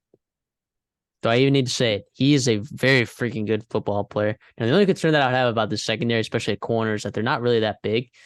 So a team like Ohio State could find themselves taking advantage of some of those matchups on the outside. Marvin Harrison Jr. might have a field day, but that doesn't mean that like Kalen King can still handle himself. I mean, he did last year. So I'm now you lose Joey Porter. Yes, you do. But I still think in the aggregate, the secondary can be quite productive. So I'm pretty big. I'm pretty high on these guys. Maybe their interior isn't amazing. I like Devon Ellis, but I don't know. Maybe they're not amazing interior wise, but come on.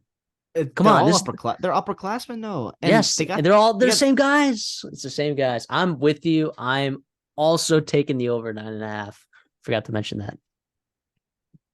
Well, thanks for riding with me there. I think the D line is interesting. Okay, you got obviously those four guys that are your top guys for sure. You mentioned them: Chop Robinson and Adisa Isaac on the edges. Hakeem Bowman and Devon Ellis are both smaller guys on the interior, but they're good. Cozy Izzard is a good player too, upperclassman, fourth-year guy. The guy you got to keep an eye out for is Zane Durant. Twitchy dude. You saw him play meaningful snaps as a true freshman on the defensive line. That tells you something. That's how you know that they're high on this kid. And then an interesting name is Caleb Artis. I don't know how much he's going to play, but if you do need a guy to stop the run, he's your biggest defensive tackle. Worst case scenario, you get him out there on 1st and 10 or whatever. If you do need some run stuff and beef there, I'd like this defense a lot. Johnny Dixon's a good player across from Kalen King. Will they match up with Ohio State and Michigan? Sure. I think Curtis Jacobs and Abdul Carter have the chance to be really, really disruptive. Really, really disruptive. Their interior guys are good too. Tyler Ellison, Kobe King, even Tony Rojas as an early freshman. And Penn State's also a team, they do a really good job of identifying freshmen that can play early as impact guys. And not even guys that enroll early, but come on at summer and then the fall camp, ball out and contribute heavily to this team, like Abdul Carter did. So we'll see what happens this year. Do they need that? No, because they don't really have any holes on this roster. But would it be nice if one of these freshmen pops off, and is a big success for him, like Nick Singleton was, like Abdul Carter? Yes, that'd be awesome. So we'll see. That's why the 10 over 9.5 is, I think, a great play. Yeah. Yeah, I will say, like, I know you mentioned that the schedule isn't crazy. It's not crazy, but I do think Iowa is not a perfect draw. I do think at Illinois is a sneaky problem for you, especially up front. Like, that's gonna be like literally heavyweights. Like, if you want to watch a game where it's just an absolute knuckle sandwich, watch Illinois' D line versus Penn State's offensive line. It's going to be And those awesome. running backs. Absolutely. The problem Yeah. is you're breaking in Drew Alar. Now, Illinois is also breaking in Luke Altmaier, but he's got some more experience than Drew Alar does. And they won't ask as much from him as Penn State will from Drew Alar, or they expect from Drew Alar. But yeah, it'll be tough. That first road game is always Yeah. tough for a But quarterback. I was the whiteout game, so I'm not super That's concerned, I that's guess. So yeah. yeah, I really like this team a lot. No, I don't have anything else to say. What about you? What do you think Vegas does about whiteout games? Do they add points at all? They have to, right? They A should, half a yeah. point, They a have point or to. two. They probably do. They probably do. Because That's what all was it what was Penn State favorite against Minnesota last year? It was I think it was like, I want to say like 17 and a half or something, like, Yeah, it was like a large number, and I and they was looking at covered. it. Yeah, and they covered. I was looking at it like I don't think I took it just because it's a whiteout game. Again, Vegas accounting for that. So Yeah. if I'm accounting for it, they're accounting for it. That's what I'll say. So I'm glad that we're both uh on this over here. So Do you see a scenario where they win the East? I do see a scenario. Yep. I see a scenario where they uh I think it's hard to say. Like, I mean I they got don't 2-0 against Michigan and Ohio State will be tough unless they are just a wagon and Drew Alar is cooking. well they could go But 1-1 and still win the East. that's what I'm saying. Where one of the other teams could slip up and then they win the 3-way tie or like whatever it is. So yeah, that'd be really interesting. I'm rooting for them. I think this is this conference, this division is good. 3 guys that are probably top 10 in power rankings and should be. Yeah. Yeah, I mean this is if you want value, I mean this is probably the most value that you're going to get taking a conference champion in the Big Ten. You can get Penn State at plus 600. So for reference, Michigan and Ohio State are like plus 165 on DraftKings. So now you could probably get better odds somewhere else, but just for reference, right? If you're looking for some value there, so it's plus 600. You can get a better deal somewhere else, but that I'll just leave it at that. Friendly reminder to always shop lines. Never settle for the worst line. Never settle. Let's talk about Purdue, a team that at 8-5 last year in the regular season, or sorry, 8-4 in the regular season, they won the Big Ten West. No one thought they were going to do that. No one except, of course, this show knew that Charlie Jones is going to be a monster. Aiden O'Connell was really good at quarterback. I think the Raiders got a pretty decent one in the NFL, but I think a lot of that benefited from Jeff Brown, who's not there anymore. Now we got Ryan Walters in the building.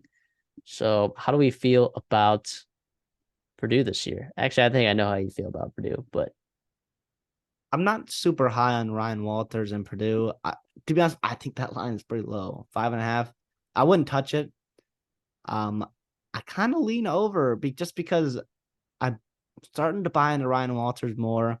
I think Graham Harrell at offense coordinator is really, really interesting. He's got his own kind of style to the air raid scheme. I believe he was at Texas Tech back when Mike Leach coached him. If you want to say he was there for that crazy Michael Crabtree catch. yeah, He was his quarterback for that, he right? threw it for yeah, he threw it to him. Yeah, but so he uses that multiple tight ends and has like a run-based air raid scheme, which is really interesting. And he brings in a guy from Texas, Hudson Card, That's always looked good in spring practice and fall practice. Always looked good, and then was just bad for 2 straight years at Texas. Is he better than O'Connell? Maybe. He's more of a wild card. He's a better athlete for sure, but O'Connell was so experienced, knew that offense so well, had talent around him, and Charlie Jones and Rondell Moore back in the day, and David Moore, I think, was there too. So we'll see. I like Devin McAbee at running back.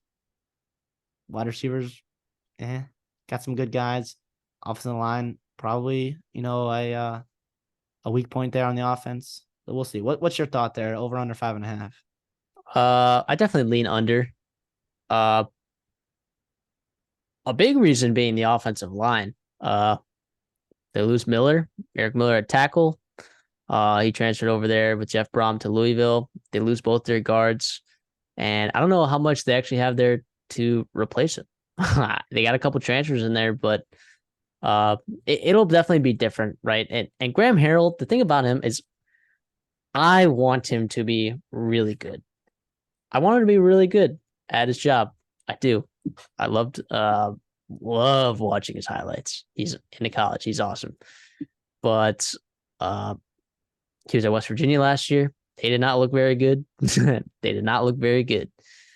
He's worked with JT Daniels there, but he also worked with JT Daniels at USC. He also worked with Keaton Slovis at USC. And they just didn't turn out to be really good quarterbacks like I think people thought they were going to turn out to be. So I don't know that Graham Harrell, I think he still has a lot to prove, is what I'm trying to get at. I don't think he's an automatic home run offensive coordinator for this team. Defensive play calling, I'm obviously not worried about because, Ryan Walters was a guy at Illinois last year. But I don't know. The D line is not looking really awesome, but they lost like 3 guys there that were pretty productive for them. Sullivan, Dean, and Johnson. Gosh, all to high Power 5 schools. Yep. So look, and here's the thing too: is it's such a bummer that he doesn't get Corey Trice this year because he would have been perfect to play in this press man scheme that Ryan Walters might be trying to push. Now, who knows? He might adapt with the DBs that he's got, but I don't know that he has all the pieces to run exactly what he was able to run at Illinois, right? We'll see. The defense is it wasn't great last year. It was okay, right? In these past couple of years, they've been fine. They've had some upside. They've had some really high talent players on their defense, but as an aggregate, they're pretty okay. I just don't know how much I really, really like this team. Offensively, I think Hudson Card is not terrible. I think he has some upside, but man, we've seen him play a lot of football, and it feels like he's not the guy. But who knows? I don't know. Graham Harrell, maybe he's got something for him. Wide receivers, they're okay. I don't know. Like you said, I like Devin Mockabee, but man, and then even tight end, you lose Payne Durham. You just lost a lot of what just made this team last year so good, and I just don't see it, man. I just don't see it. Yeah, a guy that you need to know is Nick Carraway. He is kind of a really good player off the edge there. Going to be leader of the defense there. And then Kedron Jenkins coming out the other side there too. They brought in some good defensive linemen. This guy from Auburn, guy from Penn State, some other transfers too. I don't know if they're going to be quite to the level as Sullivan, Dean, and Johnson. Can Ryan Walters elevate them more than Jeff Brom and his staff? Probably, but I don't see that making that big of an impact. OC Brothers has played a ton. He's kind of meh, and there's not a ton of depth behind him. The thing that I like about the team and the defense specifically is it seems like an older team. I mean, Nick Carraway is the lone underclassman that's slated to start and kind of be in those 2 deeps too, which is always a good sign. Having the older guys there. Brought in a couple corners, a couple safeties. Anthony Brown from Ole Miss, good depth piece. Or no, Anthony Brown's not from Ole Miss. Marquise Brown's from Ole Miss. He'll play corner for him. They got a guy from Stanford. They'll plug and play. Jamari Brown, another corner there too. 2 returning safeties, which is good. But I don't know. They lost a ton of production on the offensive side. Charlie Jones had 157 targets. That is a lot of weight put on one guy. Payne Durham's also gone all Big Ten tight end guy. He was legit too. Aiden O'Connell, obviously. We'll see. I like the kids, their wide receiver room, more than I thought I was gonna do. KJ Sheffield is a good player. He needs to be more consistent, but he's PJ Sheffield. got the Yep. talent. Yep. Jamal Adreen from FAU is a good player. He looked really good. They like him a lot. Transferred over there. Deion Burks is pretty explosive player as well. And then Gary Miller's gonna slot in at tight end. We'll see how all the offense looks with the new offensive coordinator, no Jeff Brom, new quarterback. We'll see though. Yeah, I do want to bring up one more point about their schedule, though, right? They draw both Michigan and Ohio State, right? Now, I think that's what puts Minnesota's line, right? That pushes that from 7.5 to 6.5, right? That's what that does. For Purdue, it probably takes it from 6.5 to 5.5, right? But it also just feels like they're out of conference is not easy, right? I think No. to most people, right, you're like, oh, they're cupcakes, right? Fresno State's a pretty good team in the Mountain West. They're probably odds on second or third favorite, maybe after off the top of my head, Boise State, maybe San Diego State. San Diego State, maybe San Jose State. Actually, no, probably not. They're probably favored over them. Mikey Keene over there, the boys, but that's not necessarily. They're favored by 5.5 in that game. That's a At not a home. coin flip, but that's a toss up game. Virginia Tech, you got to go to Virginia Tech. And we expect that team to be a little bit better this year than they were last year. Syracuse, I think, is actually an easier game than Virginia Tech at home. Yep. But those are not three easy games. And then let me ask you this: in the Big Ten West, besides Northwestern, right? Doesn't it feel like pretty much every team got better? Right? Isn't that what that kind of doesn't it kind of feel like that? And the only team that really took a step back was Purdue. Yeah. I think that's kind of valid. I think Iowa, Wisconsin, Minnesota, obviously gonna be tough games. Even they got to go to Nebraska by week 9, and Nebraska's getting better. By then, we'll see. The schedule it's gonna be tough playing 11 Power 5 schools, and then your 12 Power 5 school, your 12th game on the schedule is Fresno State. That's gonna do a lot of wear and tear on Purdue, and a lot of. It's a big ask for Ryan Walters and the first year coaching staff there. Yep, definitely. So I'm on the under or leaning under, sorry, and then you're leaning over, right? Yeah. Okay. Nice. Rutgers. Let's talk about Rutgers. Greg Schiano. I like him.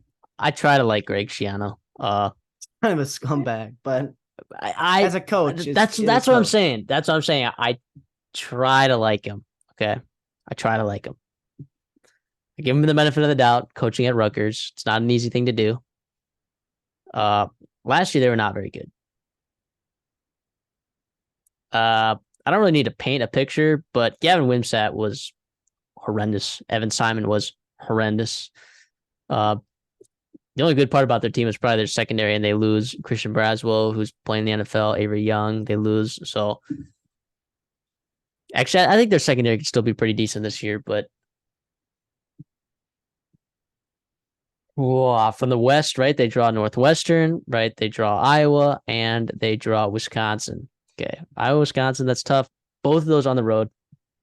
Get Northwestern week 1. Nice little tune-up game there.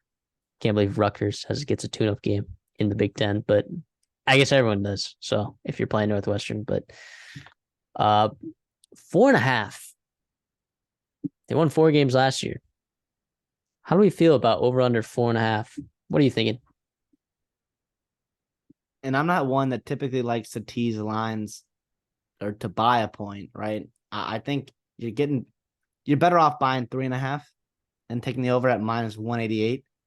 I would take that. That's so much juice. I know. But I will say, I think I don't see him winning less than 4 games. I think 5 is not an easy ask, but it should be the expectation. with this far in Greg Schiano. The offense was terrible. You talked about it. Gavin Winstead was horrible. All the quarterbacks they tried out there were terrible. Winstead was a highly recruited freshman that came in, was not supposed to play last year. He was also hurt. He looks a lot more healthy, a lot more faster, a lot better in spring.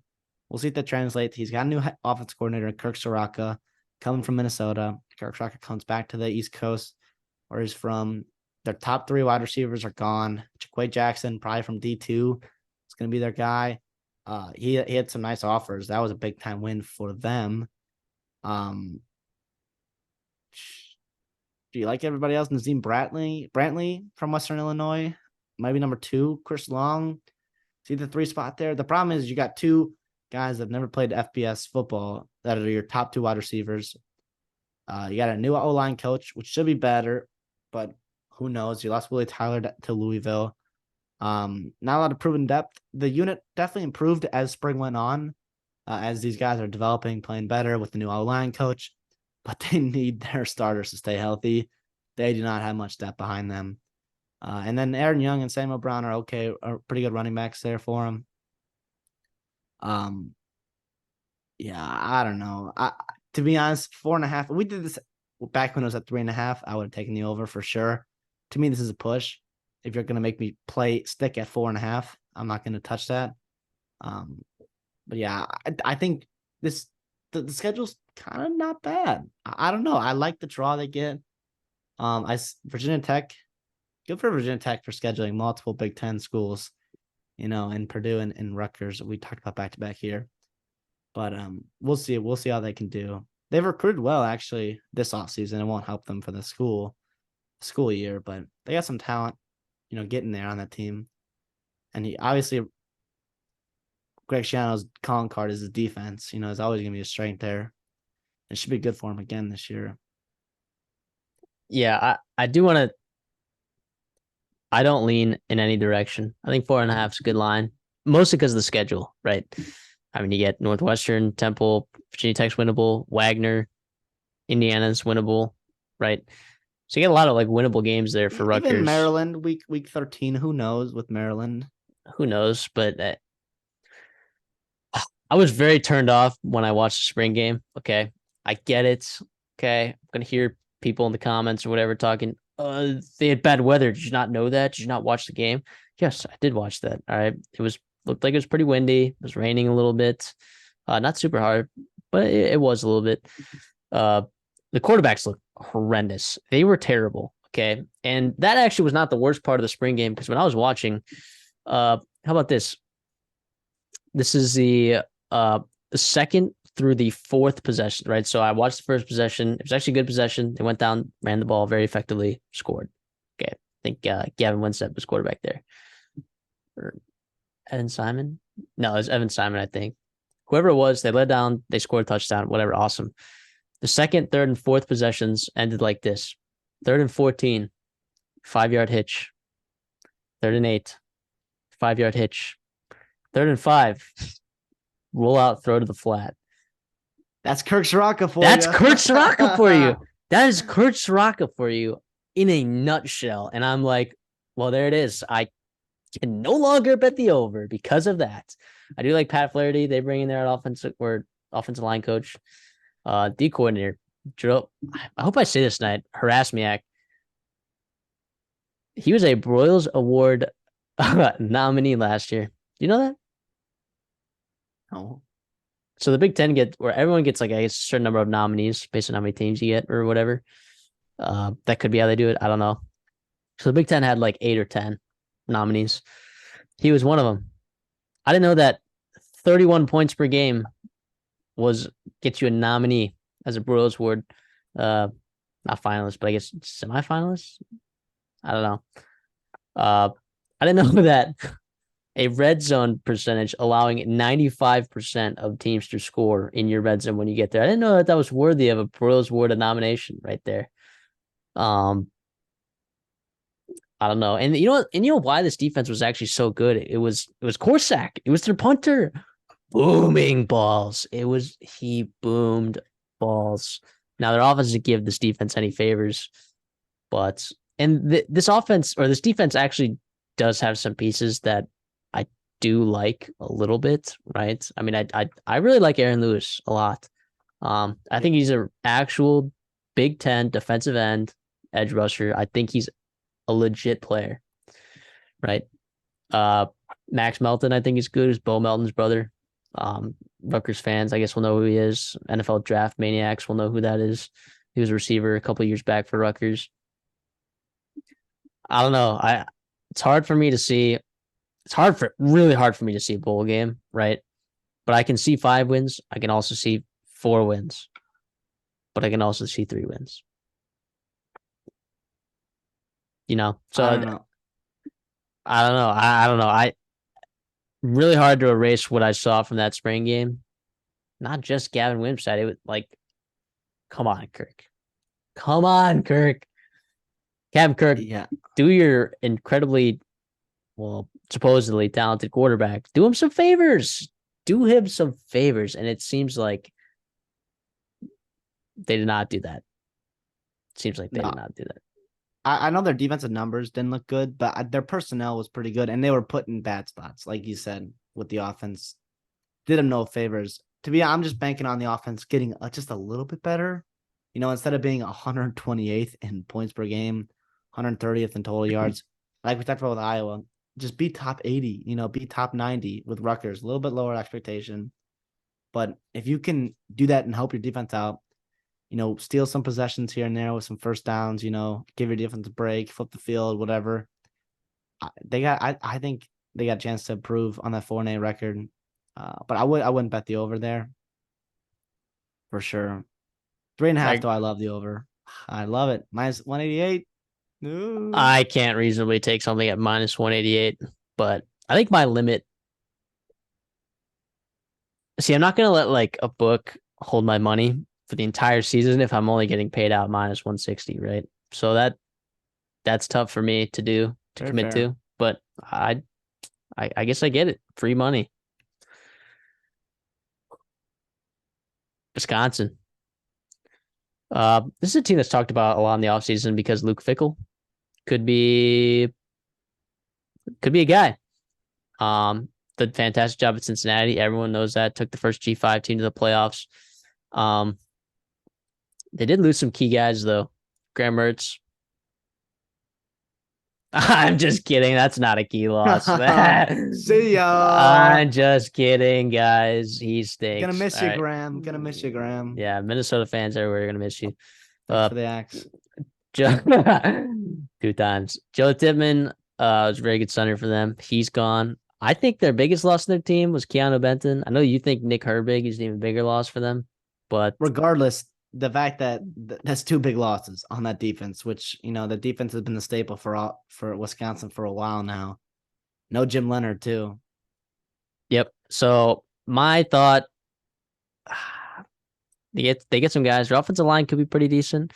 Hunter Wooler in the secondary is pretty solid. Braylon Allen. Obviously, what's it going to look like in this Phil Longo offense? There's a guy, Phil Longo. They added Phil Longo. They're hoping to spice up this offense a little bit. I look at 8.5 and I say, I don't know. So I don't lean either way. I think this could be a really good season for them based on their schedules. Pretty favorable. But I could also see, maybe Phil Longo's offense not necessarily translating with Tanner Mordecai, even though it really should. Tanner Mordecai in the spring game looked pretty terrible. That's not a secret. But I do think he's going to be better than what we saw in the spring game. I don't know. I just think there's just too many question marks for me to actually take a side on this one. What are your thoughts? I'm not gonna bet it because I know Wisconsin will come back to haunt me, but I'll lean the under here for sure. I don't see what all the fuss is about Wisconsin. A bottom line to win in the Big Ten, you have to have a good defense. You have to have a good running game, and I think their O line is kind of a question mark, and I think their defense is an even bigger question mark. How are you replacing Jim Leonard? Your front seven is gonna be light, and in November and late October in the Big Ten, that's not a formula for success at all. You talk about Herbig, we talk about Keanu Benton. They brought in a guy, Darren Varner from Temple, that they like to be a defensive end, but he doesn't really excite you that much. A defensive tackle, they're pretty old, but they're also inexperienced and they're kind of small. They're kind of going to switch, to a lighter, nickel defense, which is fine in this day of age in college football, but also you still have to stop the run. And I don't know. We'll see. I think I'm a little bit Well, higher on their offensive line than you are. Uh, I think it's gonna be a pretty okay offensive line. I think. Look, Phil Longo can run the ball. He's done it before. I think last year they didn't really do it a whole lot. When you're in the situation that you're in, that he was in, where you're forced to score every single possession and at a rapid rate. I mean, that's gotta do what true. you gotta do what you gotta do. But he could run the ball. I do think it is gonna be different trying to throw the ball all over the yard in late November, right? I mean, you get uh Northwestern at home in early November. Madison, You Wisconsin. in Oof. Madison, you get Nebraska and Madison in cold weather, and then you go to Minnesota to try to get the Axe back in more cold weather in November. So it's like we've seen Ohio State, Ohio State struggle last year against Northwestern. We talked about how terrible that team is. I mean, they struggled against Northwestern throwing the ball in what was pretty terrible weather, um, even for Chicago. But for Madison, I mean, it just gets worse. It just gets worse when you go to Madison, when you go to Minnesota. So I think it could be. I do think they upgraded at a lot of positions, though. I do think Luke Fickell, I trust him. I trust his coaching staff that he brought in. You don't need to tell me the names that Luke Fickell brought in. I just trust him, right? Yeah. He's earned that Um, right, for sure. he's earned that right for sure. So I think they're out of conference is definitely manageable. But so I don't lean it. I'm trying to talk myself into leaning over, but I still think I'm just gonna like hang out and be cool at 8.5. I think that's a good line. I do think the defense though is kind of a big question mark. Well, it's not that I don't believe in Luke Fickell, because I do. I think him and Phil Longo and whatever they're going to do at Wisconsin scares the shit out of me. It absolutely does. As a Minnesota fan, right? I think I absolutely believe in Luke Fickell, his vision, overhauling Wisconsin. He still wants to keep that nitty gritty Wisconsin culture, intact, like they've always had there and had success with. But I think to overhaul that roster, I think people did not appreciate how poorly Paul Chris left that roster in. I do not think he was very good. I think he plugged some holes. Jake Renfro he brought in from Cincinnati. It's a good one. Joe Huber too. I'm sorry. Jake Renfro's from Cincinnati too. Yeah, he's from And so is Joe Cincinnati. Huber. Both of them are. But I don't know. Tanner Mordecai, I think, is fine. Does he fit in Phil Longo's scheme? We'll see. Didn't play well in the spring, but obviously he'll get better in the summer and fall. If he goes down, they're kind of in trouble though. But Braden Lockheed is actually, kind of fine from Mississippi State. He comes in there. You don't like Nick Evers? Not yet. I think he's a good, talented player, but I think Braden Lockheed outperformed him from whatever thing I'm hearing and Okay. reading about Lockheed. It was really productive for a second year guy coming into a new system. Again, I just don't think that with this roster you can win a ton of games in the Big Ten West, which I know is not saying much, but I look at the defense and it just scares me. It does scare me. Yeah, I think they could be fine. I do. I think the biggest loss of defense, well, aside from Count Evans and Nick Herbig, is Jim Leonard. That's what I'm saying. So yeah, I'm with you. I do like the linebackers. I kind of don't hate the secondary, so I'm a little bit more optimistic than you. But again, not taking it. Yeah. Let's talk about some awards. What are your guys? Let me ask you, who's your Big Ten Player of the Year this year? Who do you think it's going to be? I'll give you one guy that I would pick and then one dark horse guy. I'm gonna go with JJ McCarthy for all the reasons I explained earlier about his new QB coach. I think the offense being set up to run and succeed through him, the fantastic O line, supporting cast of a running game, elite supporting cast with a running game, and wide receivers and tight ends that I think are going to make the jump to the next level along with JJ McCarthy. And I think he'll be the reason if Michigan's 12-0, McCarthy's going to be, the favorite to win the Big Ten Player of the Year, anyways. Yeah, I'm on JJ McCarthy as well. I'm on definitely on JJ McCarthy as well. If I was to pick like a sleeper, I'd probably stay on Michigan and I'd go, well, I don't know that that's a sleeper. A non-quarterback, give me Blake Corum, right? So he's Yeah, not a sleeper per se, but a non-running back. That's a quote unquote sleeper for Big Ten Player of the Year, I think.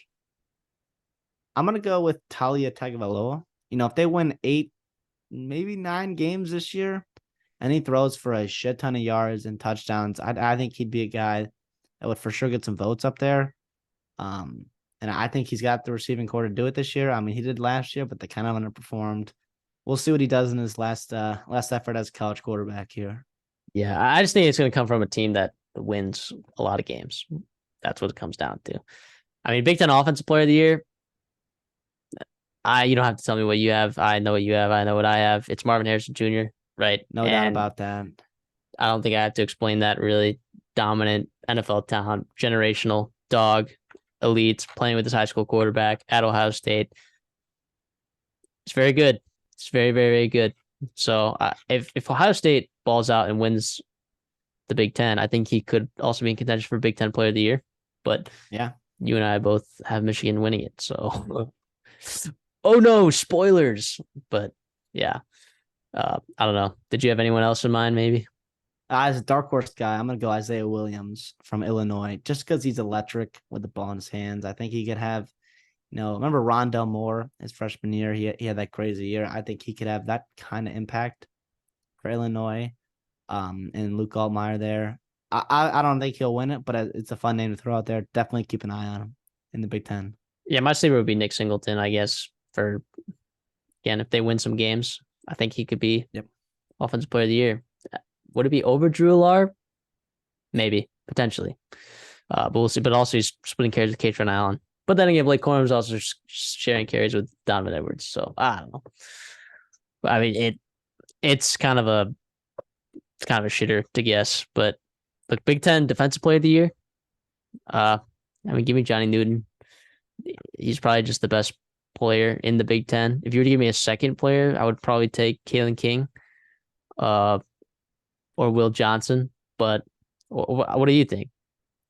Yeah, Johnny Newton's my guy at Big Ten Defensive Player of the Year. I think what he's going to do for that front in Illinois is going to be really, really frustrating and really impressive. He'll work his way up into the high draft conversations like his teammate last year did, Devin Witherspoon. As a dark horse guy, I'm going to go Abdul Carter at linebacker from Penn State. I think he could have a sneaky, really, really good year. Not sneaky, but in terms of like national level, like everybody's going to know his name, like Micah Parsons did his sophomore year at Penn State. Yeah, I do think Junior Colson is also a good pick here too. Like I would, now that I'm thinking about it, I'd probably take him over Will Johnson and Kalen King. Now I'm just sitting here saying his name. That's a guy that can definitely work his way in that conversation. I think he probably was already last year, but I don't know. Okay. Big Ten newcomer of the year. Who's going to be for you? Because I feel like there's a lot of movement in the Big Ten, but a lot of people stayed in the Big Ten.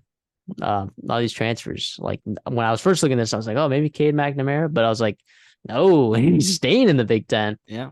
So I don't know. What do you think? I'm gonna go with Dante Cephas from Penn State, originally from Kent State, newcomer. I've been on him all offseason. I think he's gonna have a crazy year, and he'd be my newcomer of the year. As a dark horse, I'll throw out Jeff Sims just to please my Nebraska fans. I don't know. I don't see it quite happening, but I think if everything clicks for him in that offense, he's a very talented player. Yeah, I like that. I'm kind of going to go for a really sneaky one, I think. I think Luke Altmaier has a chance to really surprise some people this year. And look, if he plays better than Tanner Mordecai, if he plays better than trying to think of other transfer quarterbacks in the Big Ten, can't really think of any others, but if he plays better than Elijah, I think he can come out with that award. I really do, especially if they Yeah. win, especially if they exceed expectations again. Yeah. I think he can earn himself into that conversation. So Big Ten Coach of the Year, I have Jim Harbaugh. I don't Yep. know. I will don't hate that at all. I'm gonna go Jim Harbaugh or give me Kirk Ferentz. If they win 10 games this year, I think he's gonna have a real argument for Big Ten Coach of the Year with Iowa in terms of, improving from last year. Maybe that offense gets together. His brother finally figures it out, or is it his son, whoever Brian Ferentz is. As a dark horse, I'm gonna go with Greg Schiano. I know we just talked about Rutgers. I know it's a dark horse, but let me tell you, they win 7 games. He deserves Coach of the Year in the Big Ten. Am I wrong? No, they're not going to win 7 games, but they could. Yeah, I think he would earn that for sure. Yes. That's all I got there. Yeah, I like that. I like that. My dark horse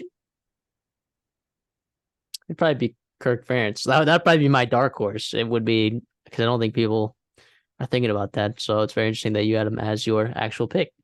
So, Mm-hmm. all right. Conference predictions. Conference winner, Michigan. Sorry. We already mentioned this. Both of us are on this. Uh, what else do you want us to say? Look, they're loaded everywhere. They're deep. They're talented. They got a good coaching staff. They have a favorable schedule. That's it. Yeah, of course they got to play Penn State and Ohio State, right? So it's which of the three are you picking to win the conference? Essentially, is what it is. Um, Well, give the West winner a chance. I don't know, but look, I'm going to take the team that gets Ohio State at home. So Yeah, I don't hate that. Michigan is my winner. Obviously, I think they're going to beat Iowa coming out of the West. There, I think they're going to beat them probably pretty handily. Although if Iowa's offense is pretty competent, it might be an interesting game and a Cade McNamara revenge game. That could be really interesting. But yeah, Michigan, I think, is other than Georgia, is probably my pick for national champion this year. I think you've got a future on them as well. I think this is a year to finally click for them in the playoffs, and they can actually go toe to toe with a team like Georgia or Alabama, whoever comes out, the SEC. yeah. So as mentioned Iowa. Is that your dark horse team? Yeah, yes, I'll go that. I know I took Penn State's over, but I don't know if I call them a dark horse. Just because their I over agree. win total is 9.5. It would be Yeah. Iowa, yeah. Because Mhm. I mean, no one's picking them to win. I think whoever comes out of the West will be huge underdogs. And I think Iowa's got probably the best chance of all of them, to beat whoever comes out the East. Yeah, that's my dark horse as well. Uh, I don't see a better dark horse. Like my next dark horse would be Minnesota or Illinois, which I just think there's a clear difference between. I think There's there's a no gap. way. There's a little bit of a gap there. So Yeah. yeah. So to sum that up, we pretty much had identical boards except for awards and conference winner and dark horse. Except Big Ten newcomer of the year, I had Luke Allmeyer. You have Dante Cephas. For coach of the year, I have Jim Harbaugh. You have Kirk Ferentz. Other than that, Yeah. we both had JJ McCarthy to win Big Ten Player of the Year. Offensive Player of the Year, we both had Marvin Harrison Jr. And Defensive Player of the Year, we both had Johnny Newton. So over unders, I had 5 of them. Illinois over 6, Iowa over 8.5. You can get that at plus money too, by the way, plus 110. Michigan State under 5.5, Northwestern under 3, and Penn State over 9.5. I did get Minnesota over 6.5. So if you do want to credit me for that, then I'd be happy to take that credit. Credit to you. CD, you have Michigan over 10.5, Penn State over 9.5, and then Rutgers buying down and getting them at 3.5 at minus 188. Now, what if you found a line? What if you found it like at 4? Would you take it at like minus 150? No, you might as well buy it down to 3.5. I think. Which is that like Just one? watch Rutgers. What? Just watch Rutgers this year, okay? Okay, I watched their spring game. Yeah. So we'll see. Well, anyways, guys, thank you for tuning in. I know that was a long video, but we will have cut ups for these. If you just want to send a video to a friend that you know is a fan of a particular team. Thank you guys for supporting us so much. We are ever so grateful. You want to follow us on Twitter? You can follow us at the Redshirt Soph. That's no sophomore, just at the Redshirt Soph. And if you want to email us with any mailbag questions, hopefully it's future episodes we can start pumping some of those out. You can email us at theredshirtsophomore@gmail.com. So thank you so much. Keep tuning in, and we'll see you guys next time.